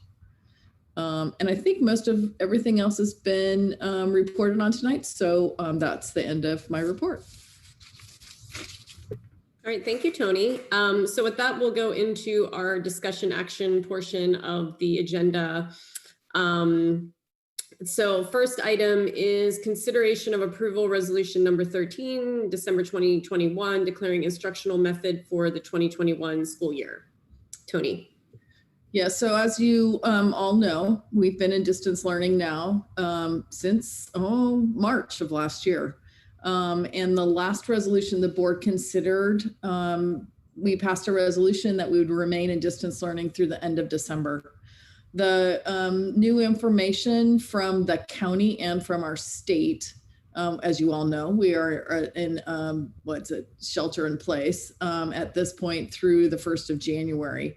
The recommendations from the county is that all schools will likely be in distance learning until March. But there's actually some legislation that is moving through the state right now, through the assembly, that will require all districts to do some kind of in-person learning beginning in March. So the recommendation that's coming to you tonight in terms of this resolution is that the district make the decision to stay in distance learning through March, actually through our 3rd quarter, which ends on March 19th. And at that time, we would reconvene, of course, and have the conversation about whether or not we can move to some form of hybrid. We all know that the vaccine is now becoming available. My understanding from a conference that I listened to the governor 2 days ago was that teachers were going to be the 3rd in line. So the first are the healthcare workers, the second are the elderly care facilities, and then the 3rd would be teachers. Mind you, when they talk about teachers, the first wave of teachers that would have vaccines available would be the elementary teachers, because that's the first wave. So it would be elementary teachers, and then it would move up the ranks. So the very soonest that the prediction is for high school would not be until we reach orange. So that means we have to go through purple and red and then to orange, unless something happens with the vaccine. So I think it's, that's why the recommendation from staff is that we look at March 19th, the end of the third quarter, and then we'd reassess in early March as to whether or not we can start to look at bringing back students in some kind of hybrid. So I don't know if you have questions about that. So can I get a motion on this item?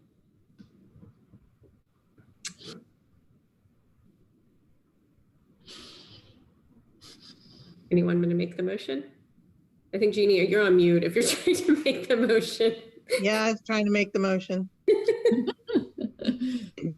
I move that we approve resolution number 13, December 2020, 2021, declaring instructional methods of the 2020-21 school year. Okay, in a second. Thank you, Jeannie. I'll second that. All right, thank you, Lori. And any clarifying questions from the board before we go to public comment? I had a couple questions. Tony, we originally agreed to revisit it each month. Is that still something we could do? Like if something changed, would we be able to consider? Yes, I think that's actually stated. Let me just pull the resolution up. Let me see. I think at the end of the resolution, it says, trying to find it. It says until at least March 19th, while Sonoma County remains in the most restrictive areas. And it says at that time, the board will reassess the current public health guidelines. So the current resolution says will remain until March 19th. We can certainly bring it back at an earlier time. I could bring it back. We can bring it back in January. We can bring it back in February to reconsider if you want to do that.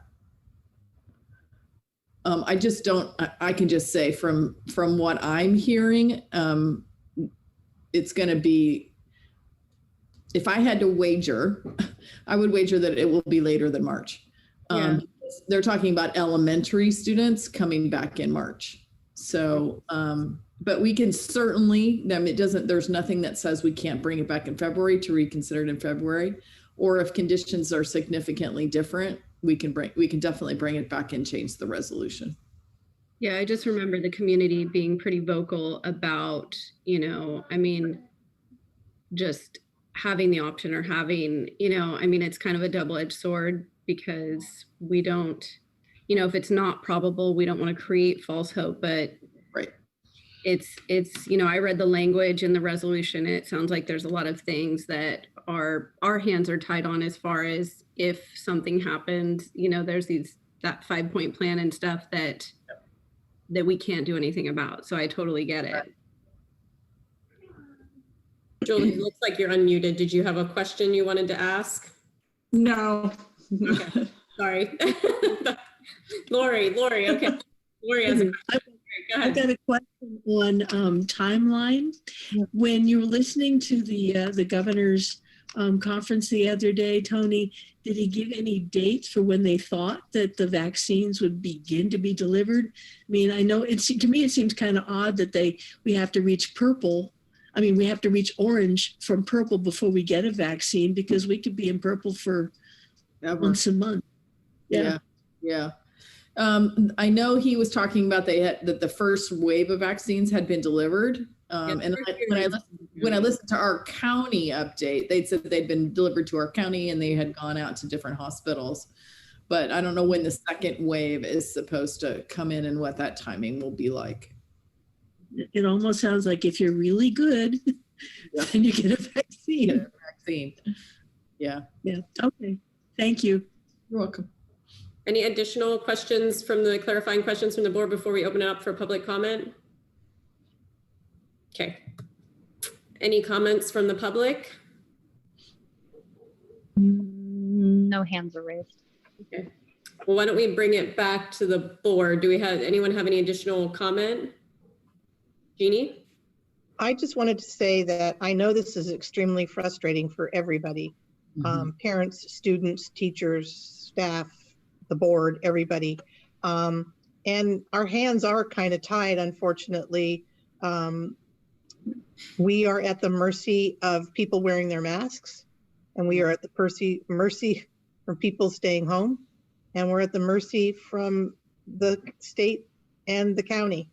And when the county says we're going to do a stay-at-home order, even though we're not really right yet at what the governor said is that, you know, critical point, that was frustrating for a lot of people, I think, because they're like, wait a minute, you know, you pushed the boundaries for a while and then you gave up. And we're still actually under their number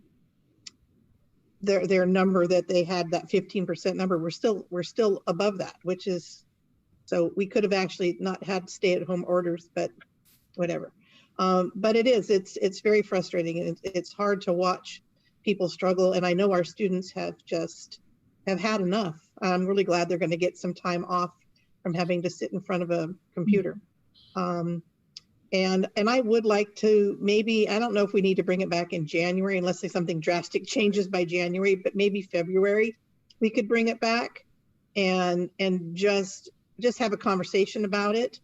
And if it looks like, you know, we certainly can talk about it at agenda setting too. If it looks like, you know, maybe we need to readjust the resolution, but I just think it might give a little more, just a little bit of hope and a little bit of, you know, let people know that we really are as concerned as they are about this, and that anything's worth changing if we can change it. So.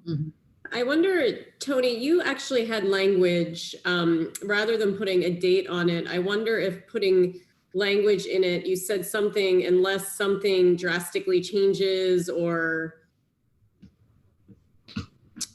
because if we're in the same space, we're in the same space, but you said it earlier, and I just thought maybe that might be something that we could consider adding to the resolution, or just, I don't know.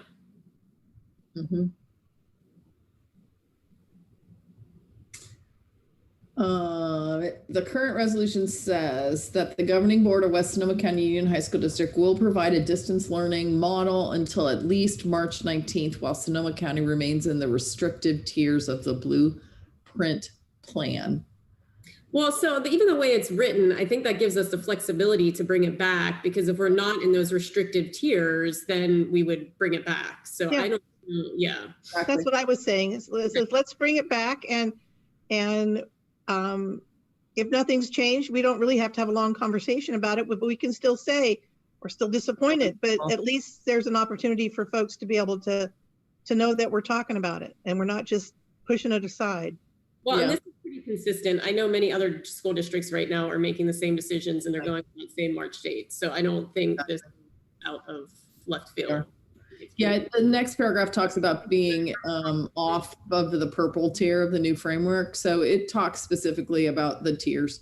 So if we are set, you know, in red or orange, that's certainly a drastic change, and we would definitely be bringing it back. Okay. So are we ready to take a vote? All right. Ready. So Julie. Aye. Lori. Aye. Jeannie Fernandez. Aye. Angie. Aye. Kelly. Aye. Jeannie Broom. Aye. Satori had to leave, by the way, everybody. She has final she's studying for. That's why you can't find her. Well, it's funny because everyone moves around. So who's my first changes? So yeah.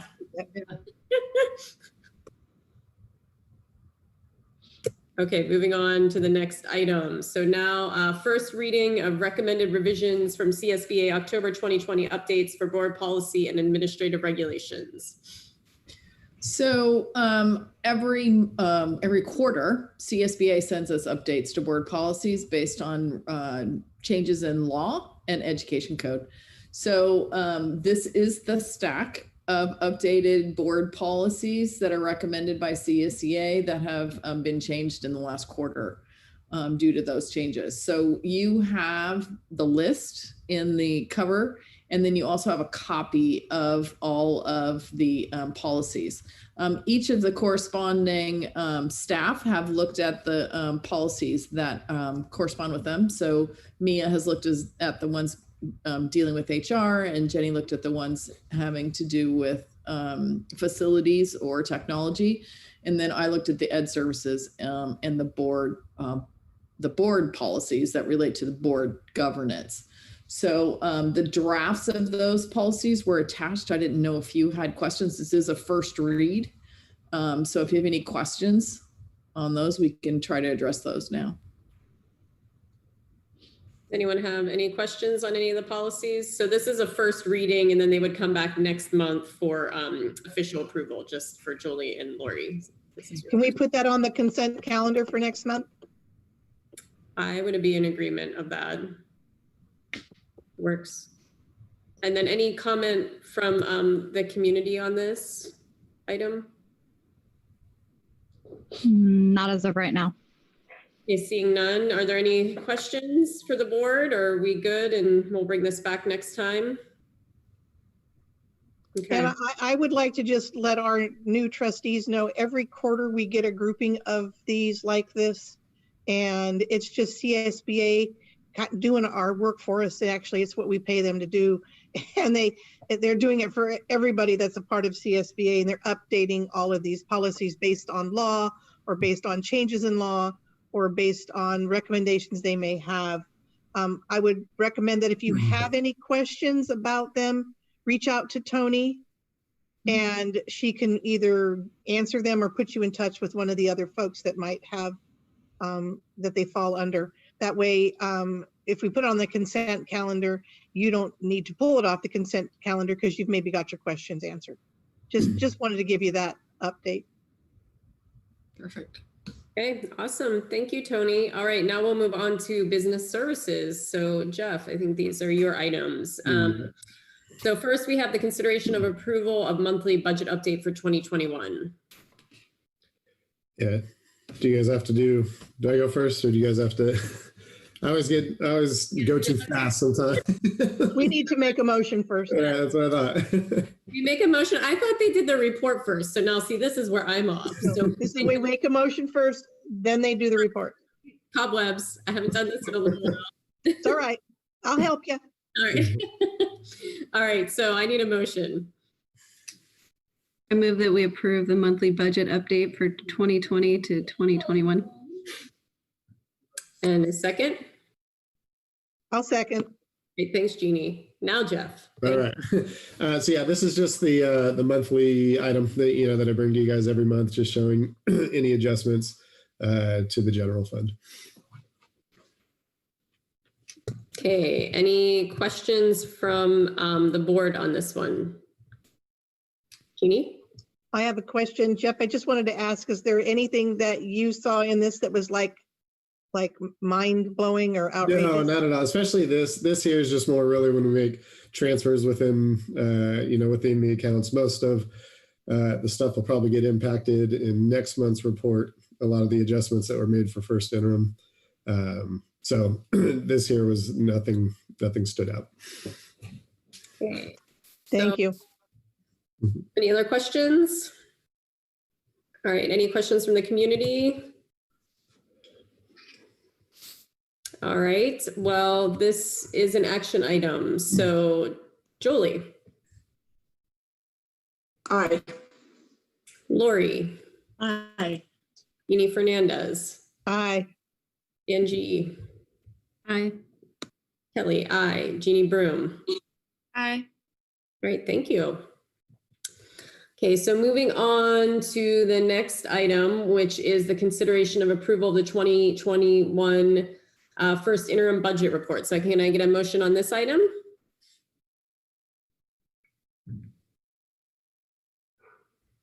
I move that we approve the, hold on, let me get the language, approve the 2020, 2021, oops, I'm in the wrong place, forgive me. 2020-21 first interim budget update. I'll second. Thank you, Jolie. Okay. So I'm going to go ahead and share my screen for this one.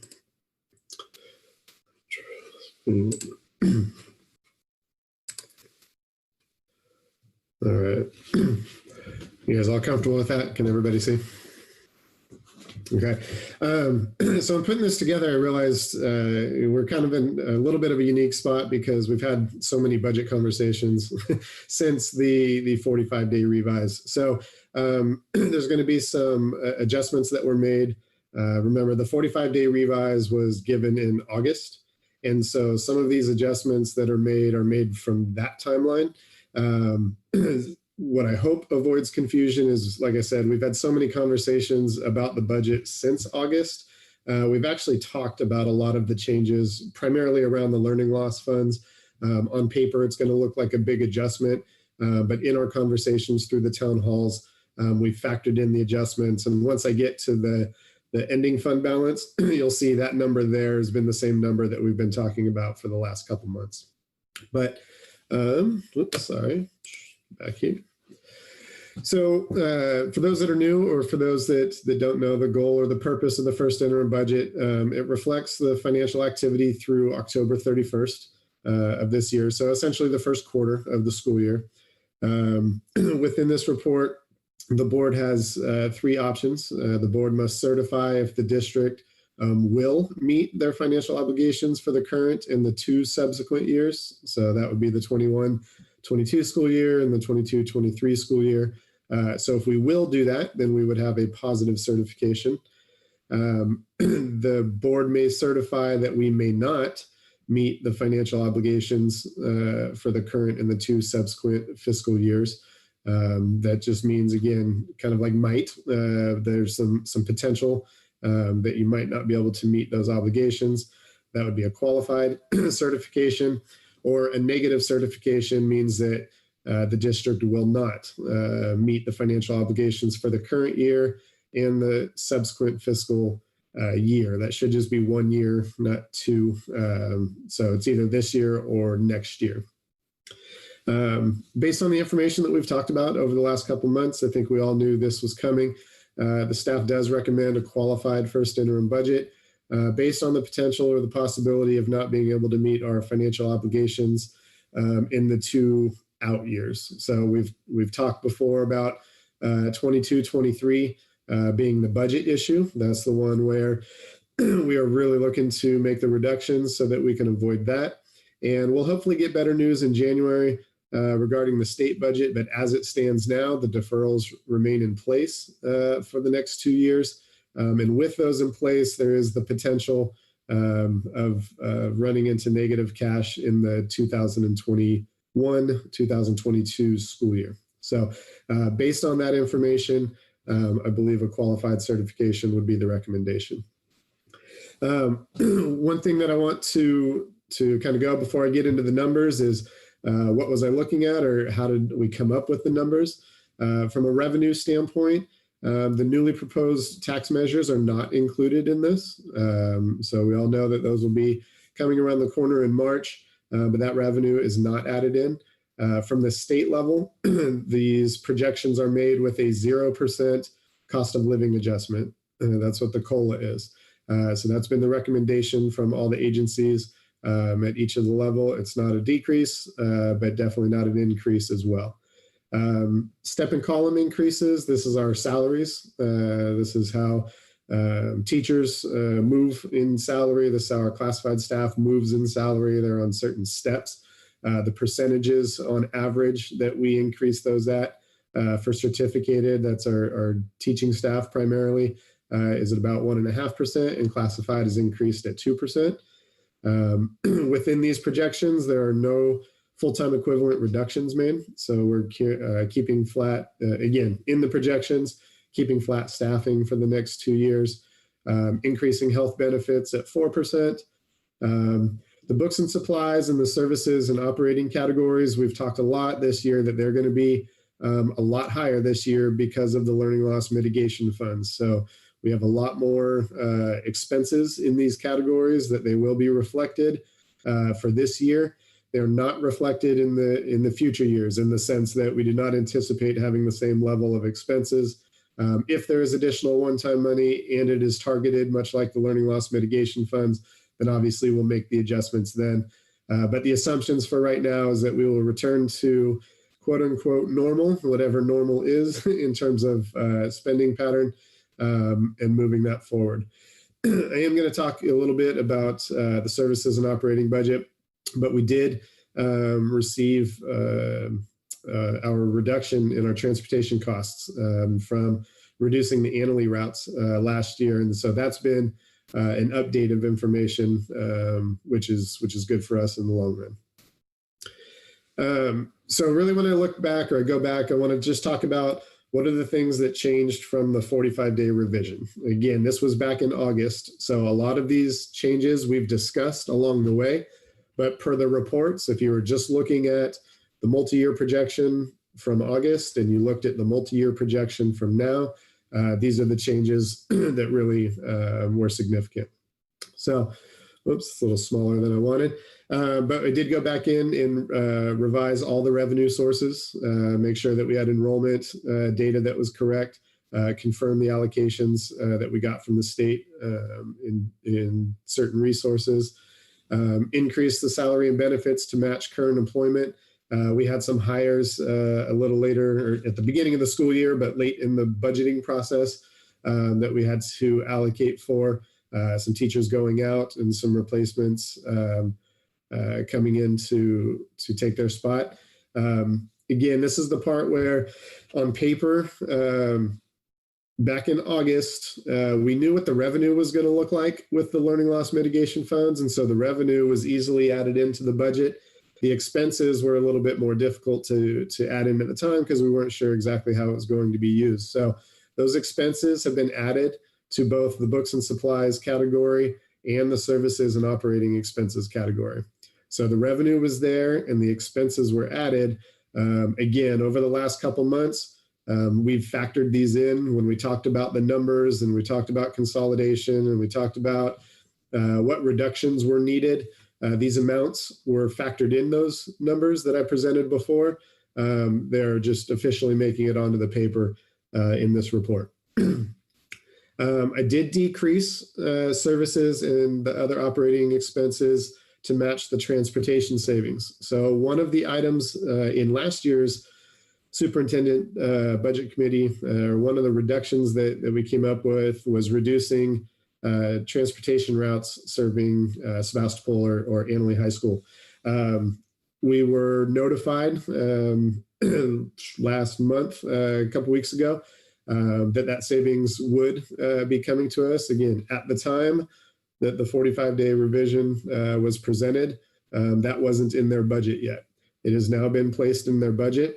They're going to be sending us a refund for this year of approximately $88,000.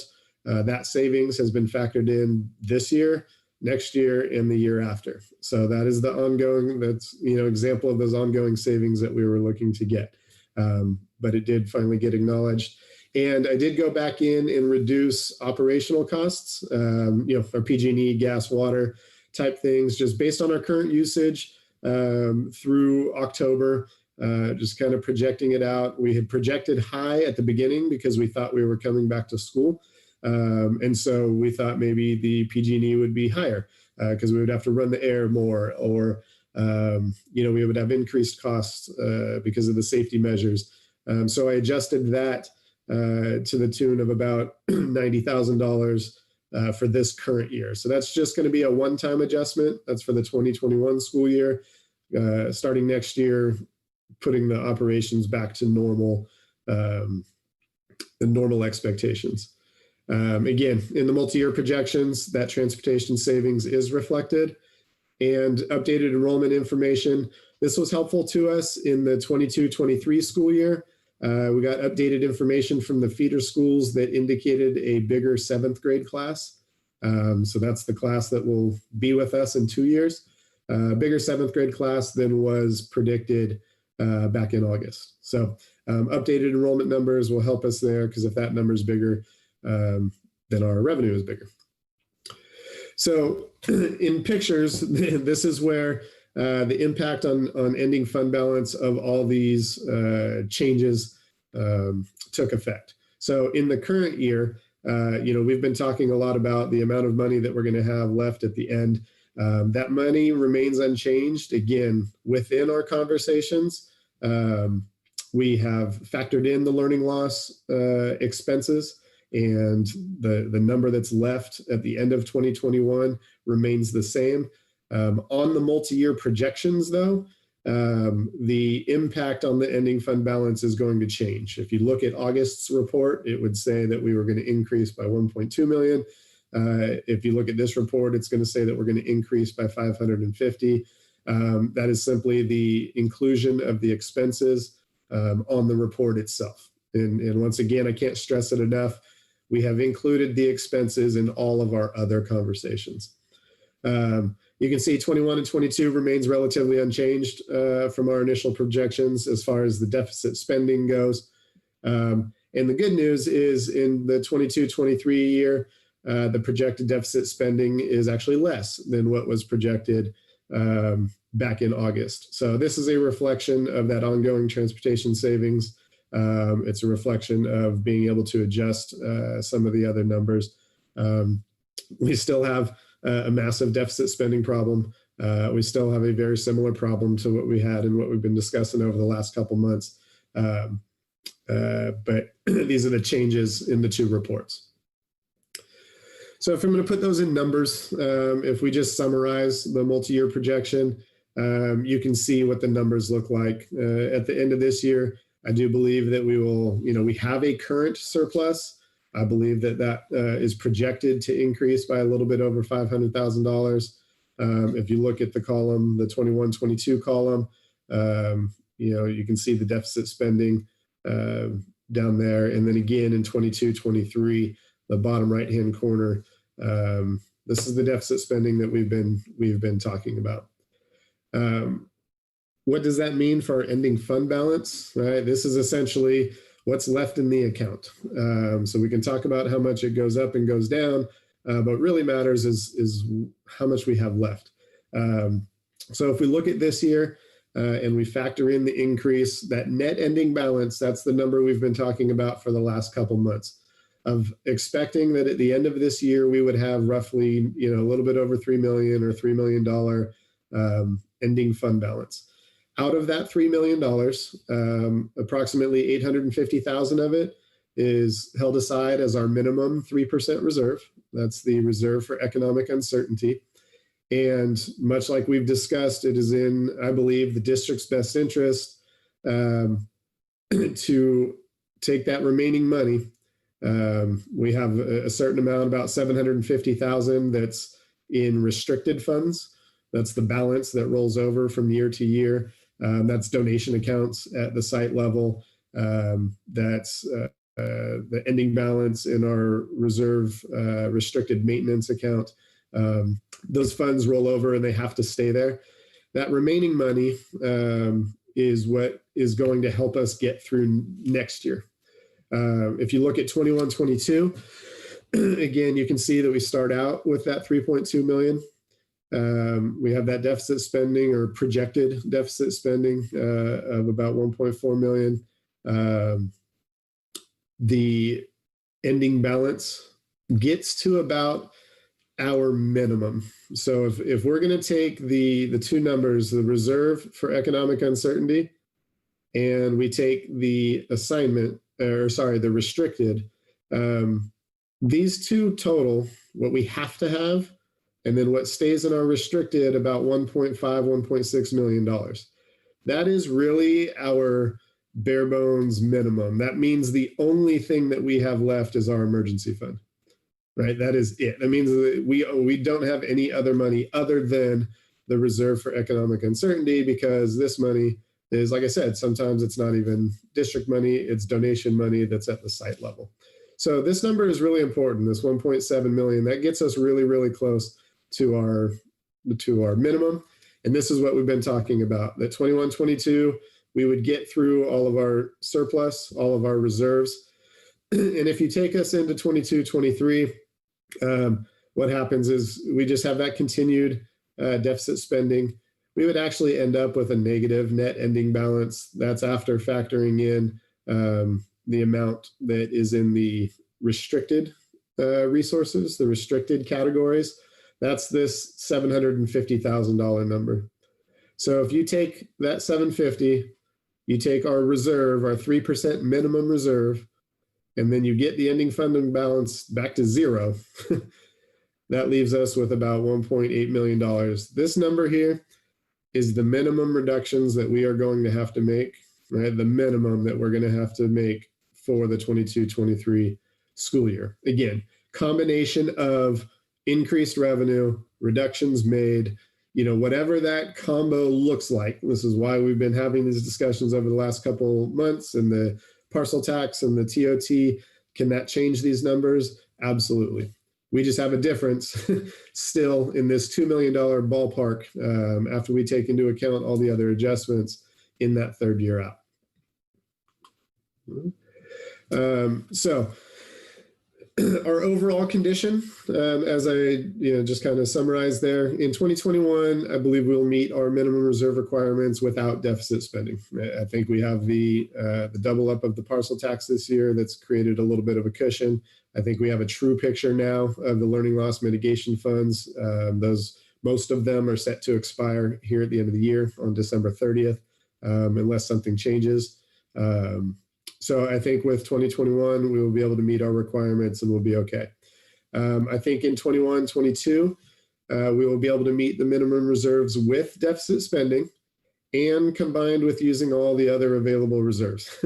So that means everything above our 3% minimum. I think that we will need all of that to get through next year. I do want to point out that if the state deferrals remain intact, that we are at risk in about May or June of 2022 of running into negative cash. So again, we're optimistic, or I'm optimistic, that January budget is going to provide us with some better information from the state. I think everything leads to that at the moment, that the state is in better financial position this year than they anticipated back in May and June. And I think that will help us as far as the deferrals go. But I do want to point that out just as something that we have to be cautioned with. And again, the only way that we would meet the minimum reserve requirements in 22-23 is if we had a minimum amount of reductions, at this point, reductions with no further revenue increase of $1.815 million. So this is not new information. I do think it's helpful that I guess it's come down a little bit, in the sense of we've been talking about I think 2 million was still probably a good number because that gave us a little bit of cushion in there. I think ideally speaking, that number is still about 2 million. But again, this is the absolute bare minimum that we could get by with and meet those reserves at the same time. So I wanted to be pretty transparent about that. I mentioned this last time at the 45-day revision, our continued tasks. The district will continue to monitor and evaluate all our expenses. Obviously, as we move through this year, the longer the shelter in place, the longer that we're not at school, we should be able to continue to see some savings on the operational side. I hope everybody understands, we still got to leave a budget there for the what if, right? What if we do come back? What if the vaccine really, really works and we're back before we planned? That is going to have some costs there. So we have to leave the budget in there just in case. But we are constantly looking at eliminating where we can. I think the transportation piece was huge for us. We finally got acknowledgement that the savings that we were anticipating last year by reducing those routes did come into play. And we will have those moving forward.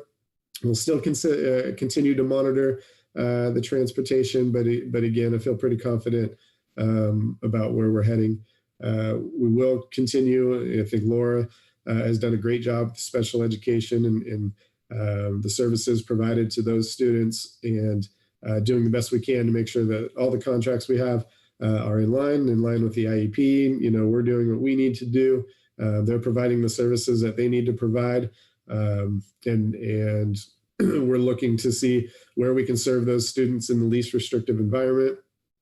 And then ultimately, collaboratively working with the bargaining units, community members, you know, to creatively find ways to continue to offer the programs that we have, the learning opportunities for our students. I know we've had some tough conversations lately, but I hope that ultimately, you know, everybody understands it's really going to take all of us to help find solutions for this as we move forward. So what's next for us, just as far as a timeline? This has been laid out before, but in January, the governor will propose, you know, the initial budget. Again, I'm optimistic that we're going to get better news in that budget. Everything right now points to deferrals being something to handle or to fix, and the potential for some one-time money that is likely going to be directed, much like the learning loss funds were probably, you know, directed for a certain purpose. But nonetheless, I think it's a better picture than what we had 4 months ago. In January, we're scheduled to reconvene the superintendent's budget committee as we work for solutions for our fiscal recovery plan, or the anticipated fiscal recovery plan. In February, staffing and enrollment will continue to be reviewed to see what next year looks like, if it matched our expectations.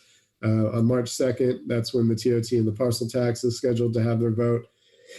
And then on March 10th is when the March 10th board meeting is when the second interim budget will be presented along with that fiscal recovery plan.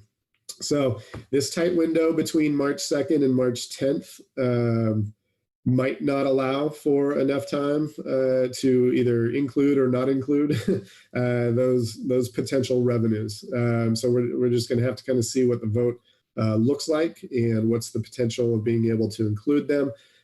Even if they can't, you know, if they pass and we can't include them in the second interim, I will do a third interim, and then we should be able to include them in there. So when you're qualified, or when you have a qualified certification, you have to do a third interim that will be due sometime in May. And in May is when those revenues would be reflected if we were to have them. And then we would turn right around again and do the adopted budget for 21-22. And that was it. Thanks, Jeff. As always, great presentation. Thank you for the way you communicate the information in such a format. So we appreciate it. Sure. So first we will go to the community. Any comments from or questions from the community about our first interim budget? Okay.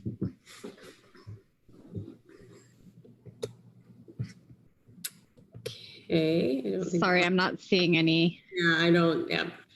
And then any questions from the board or comments from the board? I have one. Go ahead, Julie. I was just wondering if you know how the reduction of the transportation routes has affected ADA at all. For as far as I know, I mean, again, so those were done before I was kind of analyzing the ADA, but Tony, correct me if I'm wrong. I believe the only routes that were affected were within Sebastopol, and I believe that there was not a negative impact on the ADA. Correct. I mean, we're in distance learning too, so, right? That's true. So we'll probably know, I mean, we'll have a better sense of what the true impact is once we come back to school. Good question. Okay, so it hasn't been cut. It wasn't cut until we were at distance learning. So we don't really know. Correct. It went into effect this year. It went into effect this year, yeah. Yeah. I have one more question. The teachers moving in step and column, is that based on the actual moves for this year? Yeah, so that's, yes. So what happens is in Escape, which is our software that we do, basically, so all the teachers are loaded in there. That's the, it has all their salaries. So it calculates it based on their actual numbers, what that number would be. So I print out a report. It has a, what's the cost of a step and column, and that's the number. If I look at our salary schedule as it is, if we had even distribution, I think the average step movement is actually like about 1.6, percent, give or take. But for the certificated, it's in that realm. Some of them are, 2 and 3% at a time, and then we hit these little plateaus, and then so just depending on where you are, it averages about that 1.5. Okay. Yep. Thank you. Good questions. Any other questions from the board or comments?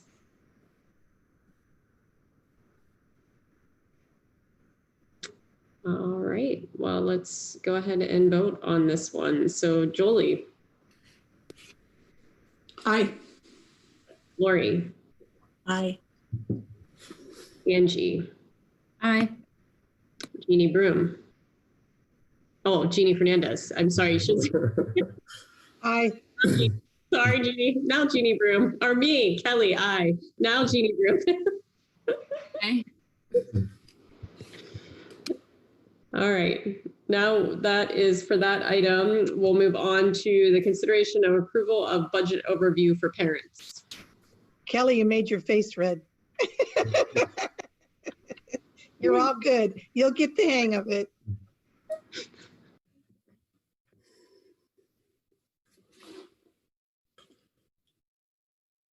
I said the item. Jeff, you're on. Sorry, Jeannie. Do you need a motion though? Oh, I need a motion. Yes, darn it. We need a motion first. All right. Can I get a motion? Someone want to make the motion? Jeannie? I move that we approve the budget overview for parents. All right, Angie, thank you. And a second? I'll second. Thanks, Jeannie. All right. So the budget overview for parents is new this year. Essentially what it is a summary of our, there's a couple pieces to it, right? So there's page 1, page 2, page 3. I'll talk about each page. So page 1 is essentially of a summary of all our revenues, how much come from the LCFF, which is the local control funding formula. That's essentially how much do we get from the state. And then it breaks out the other pieces. How much did we get in federal CARES funds, all other funds, et cetera. One thing for us that I do want to point out in terms of understanding of our budget, on page 1 on the pie where it says all local funds is really, really high. So the reason why it's high not just this year, but all years, I think it's important to understand we have the consortium that's part of our budget. So when the other schools pay for those services and it runs through our budget, this is where that revenue shows up. So when our all local funds says $6.3 million, about $3 million, give or take a little bit over that, is actually consortium revenue. So it's about how, our what the remaining part of the school district gets to use, that number is a little bit down. So it skews the percentages a little bit if you're comparing them to other school districts. And then it's just something that I think that we need to discuss. It's important to know where the money comes from. Also, our local funds will be higher this year because we have the parcel tax overlap. So we have about $2.9 million between the two parcel taxes. Close to 3. So that's about the other half of the local funds. That number, depending on what happens in March, could potentially be back to normal or, lower by $1 million next year. So we just, I think it's really important to understand that half of that revenue does not go to the majority of the district. That is really just consortium revenue that goes towards consortium expenses. On page 2, this is a summary of the learning continuity plan that was presented at the beginning of the year, and essentially what's the budget for that. For us and how it's presented for us, it's a combination of the supplemental grant that usually we would have to do the LCAP for. We did not have to do the LCAP this year. In its place, we did the LCP, the Learning Continuity Plan. So all those students and all those services are still rolled in to this amount, as well as the learning loss mitigation funds were part of our Learning Continuity Plan. So that's where that $2.49 million comes from, is the combination of our supplemental grant, a little bit, it's almost like 1.2, 1.18 this year, and the 1.3 from the learning loss funds is the total budget. The second part of that is how much of that budget goes towards high needs students. And again, with the supplemental grant, all of those dollars are targeted towards the high needs students. And as far as the learning loss funds go, we had certain programs, or even like the contribution to the food service to make sure that we had food for all those high need services was really directed towards them. And then the rest of the expenses, essentially we just applied our ratio of unduplicated students. So ours for this year is 39.7%, I think is kind of falls in that high needs category. And so the remainder of that learning loss funds was split between the 60% of the student body that would not be considered high needs and the 40% that would. So that's where that number comes from. And then the third page is just taking a look back at last year. And in the supplemental grant, what did we have budgeted versus what did we spend? As you can see, there's about a difference of $111,000. With the supplemental grant, there's always a little bit of cushion that's left in there just in case there's services throughout the year that are needed. And then with the pandemic and school closing down early in March, some of the services that were budgeted did not end up totally getting used through the rest of the year, but it did not negatively impact those students in terms of the services that they were provided. Okay, thank you. So any questions from the community about this item? No hands are raised. Okay, thank you. Any questions from the board? All right, well, let's go ahead and vote. So first, Jolie. Aye. Lori. Aye. Jeannie Fernandez. Aye. Angie. Aye. Kelly. Aye. Jeannie Brown. Aye. All right, thank you. So now we will move on to human resources. I have one more, Kelly. Oh, you have one more. Ugh. That's okay.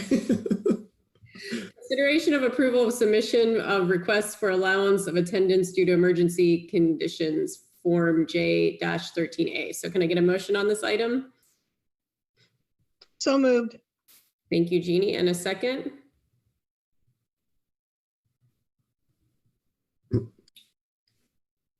I second. All right, thank you, Lori. Okay, Jeff.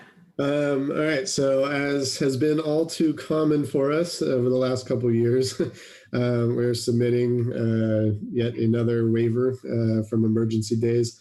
Obviously with the fires earlier this year affecting the El Molino community, there's a couple days there in August where school was impacted at the beginning of the year.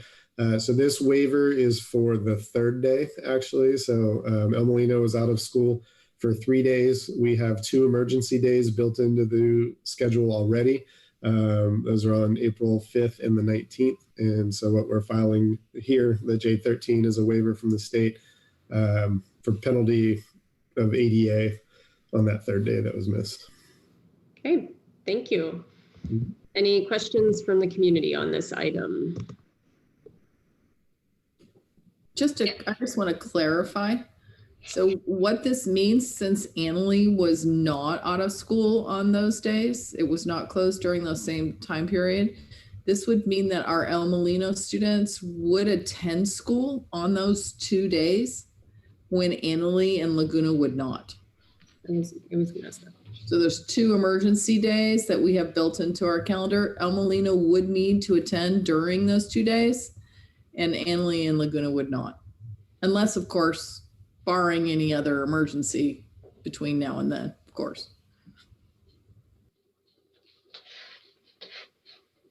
and now we don't have a comment.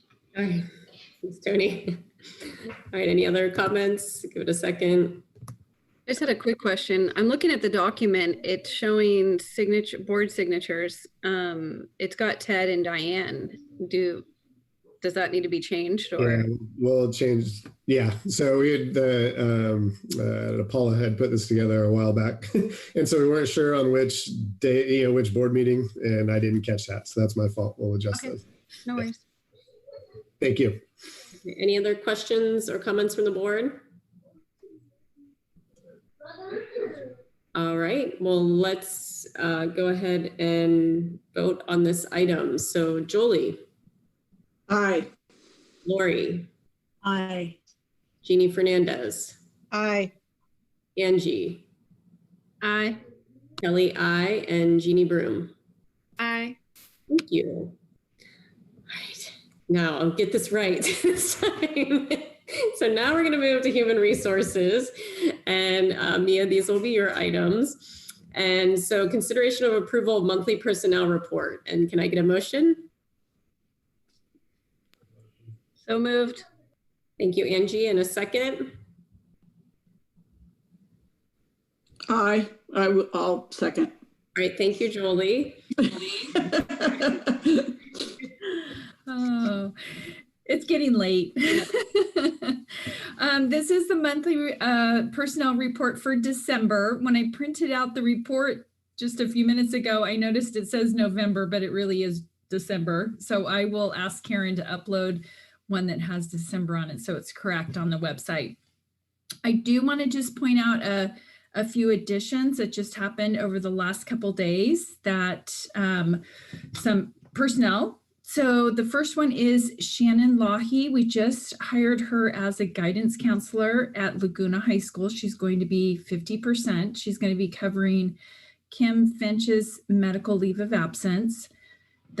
And if you look under the certificated leave of absences, you'll see where Kim Finch's leave is listed there. The other new item that was added is Sophie Dashenville. She teaches yearbook at El Molino High School, and she has resigned. And the last day of her employment with the district is December 31st, 2020. Melissa Norris has just accepted the administrative assistant position with the consortium.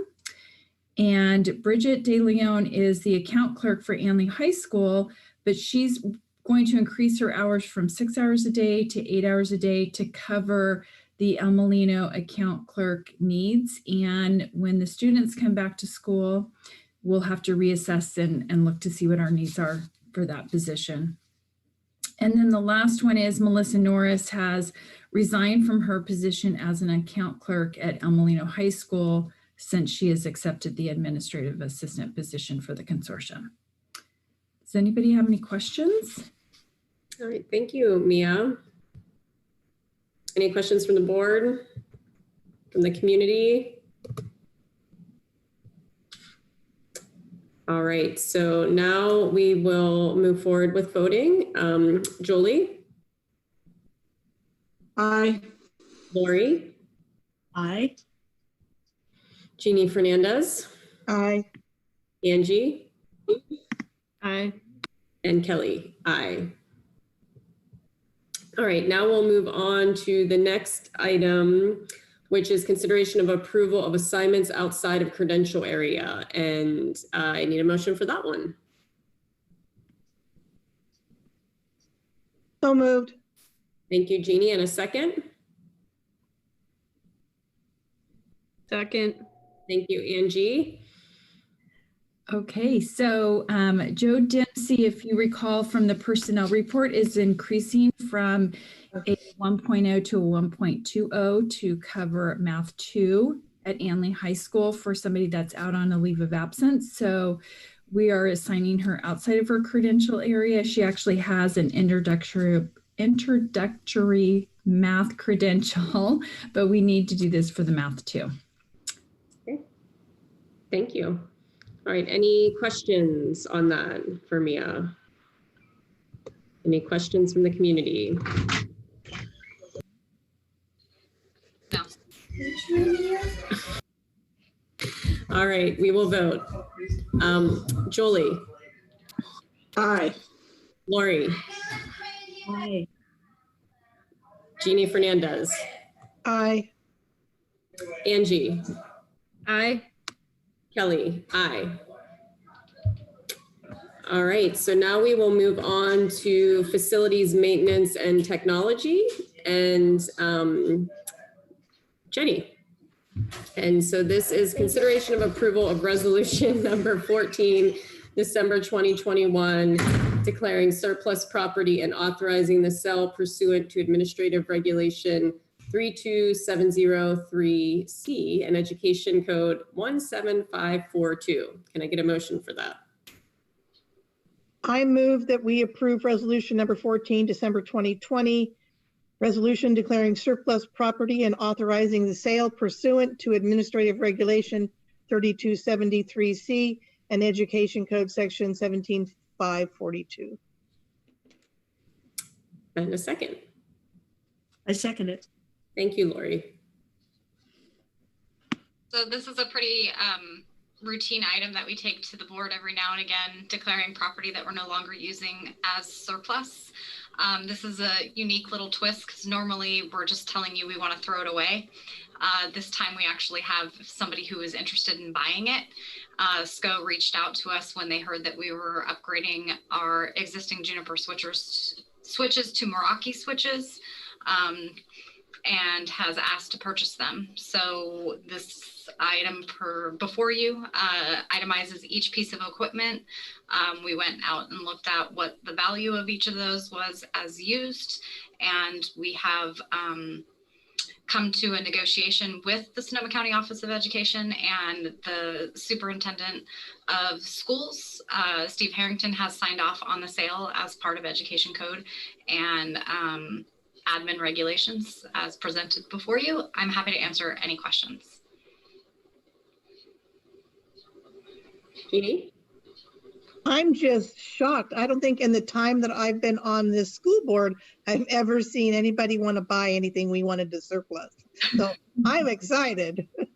Yeah, we've been negotiating our terms for a few months now as we migrated from our Juniper switches over to Meraki. So I was really excited when SCO reached out and said that they wanted to buy something from us because, you know, we can use all the dollars and cents. I will just mention that these funds will not go back into the general fund. They will go into the fund in which they were expended out of, which was one-time funds used for purchases just like this. So I don't want to get anyone's hopefulness up that $19,380 gets to go back into the general fund. It will be used to purchase stuff like this in the future. Okay, thank you, Jenny. Any comments from the community? Any additional questions, comments from the board? All right, let's go ahead and vote. Jolie. Aye. Lori. Aye. Jeannie Fernandez. Aye. Angie. Aye. Kelly. Aye. Jeannie Broom. Aye. All right, great. And thank you all. That was our last item for the agenda this evening. And we don't have any future agenda items listed, but I do want to give the opportunity if there's any additional items people would like to add to any of our future agenda topics. I just want to say I can't believe it's not 11 o'clock. My first meeting. Yeah, don't get used to this, Lori and Jolie. Like, this is not, yeah. Watching, and I've been sitting there saying, why did they just sit 5-6 hours? Yeah, get a comfy chair. I was going to say, that's my goal for the board is to get the meetings below 11 o'clock. Yeah. Kind of miss you. Oh, yeah, yes, ma'am. I'm you. Yeah. I'm supposed to be in bed by then. Hi, Marcy. Say hi. Hi. Want to say hi to Miss Julie. Hi, Marshall. Was my Hi, honey. It was my teacher. my kindergarten teacher.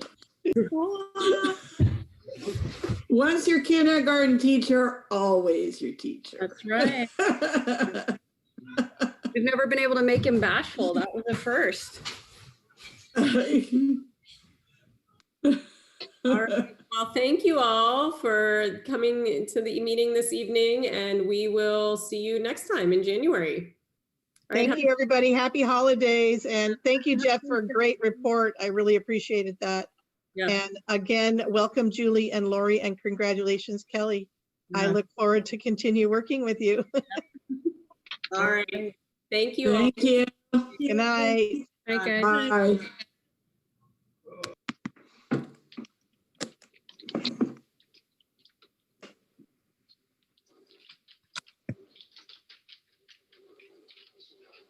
Mm.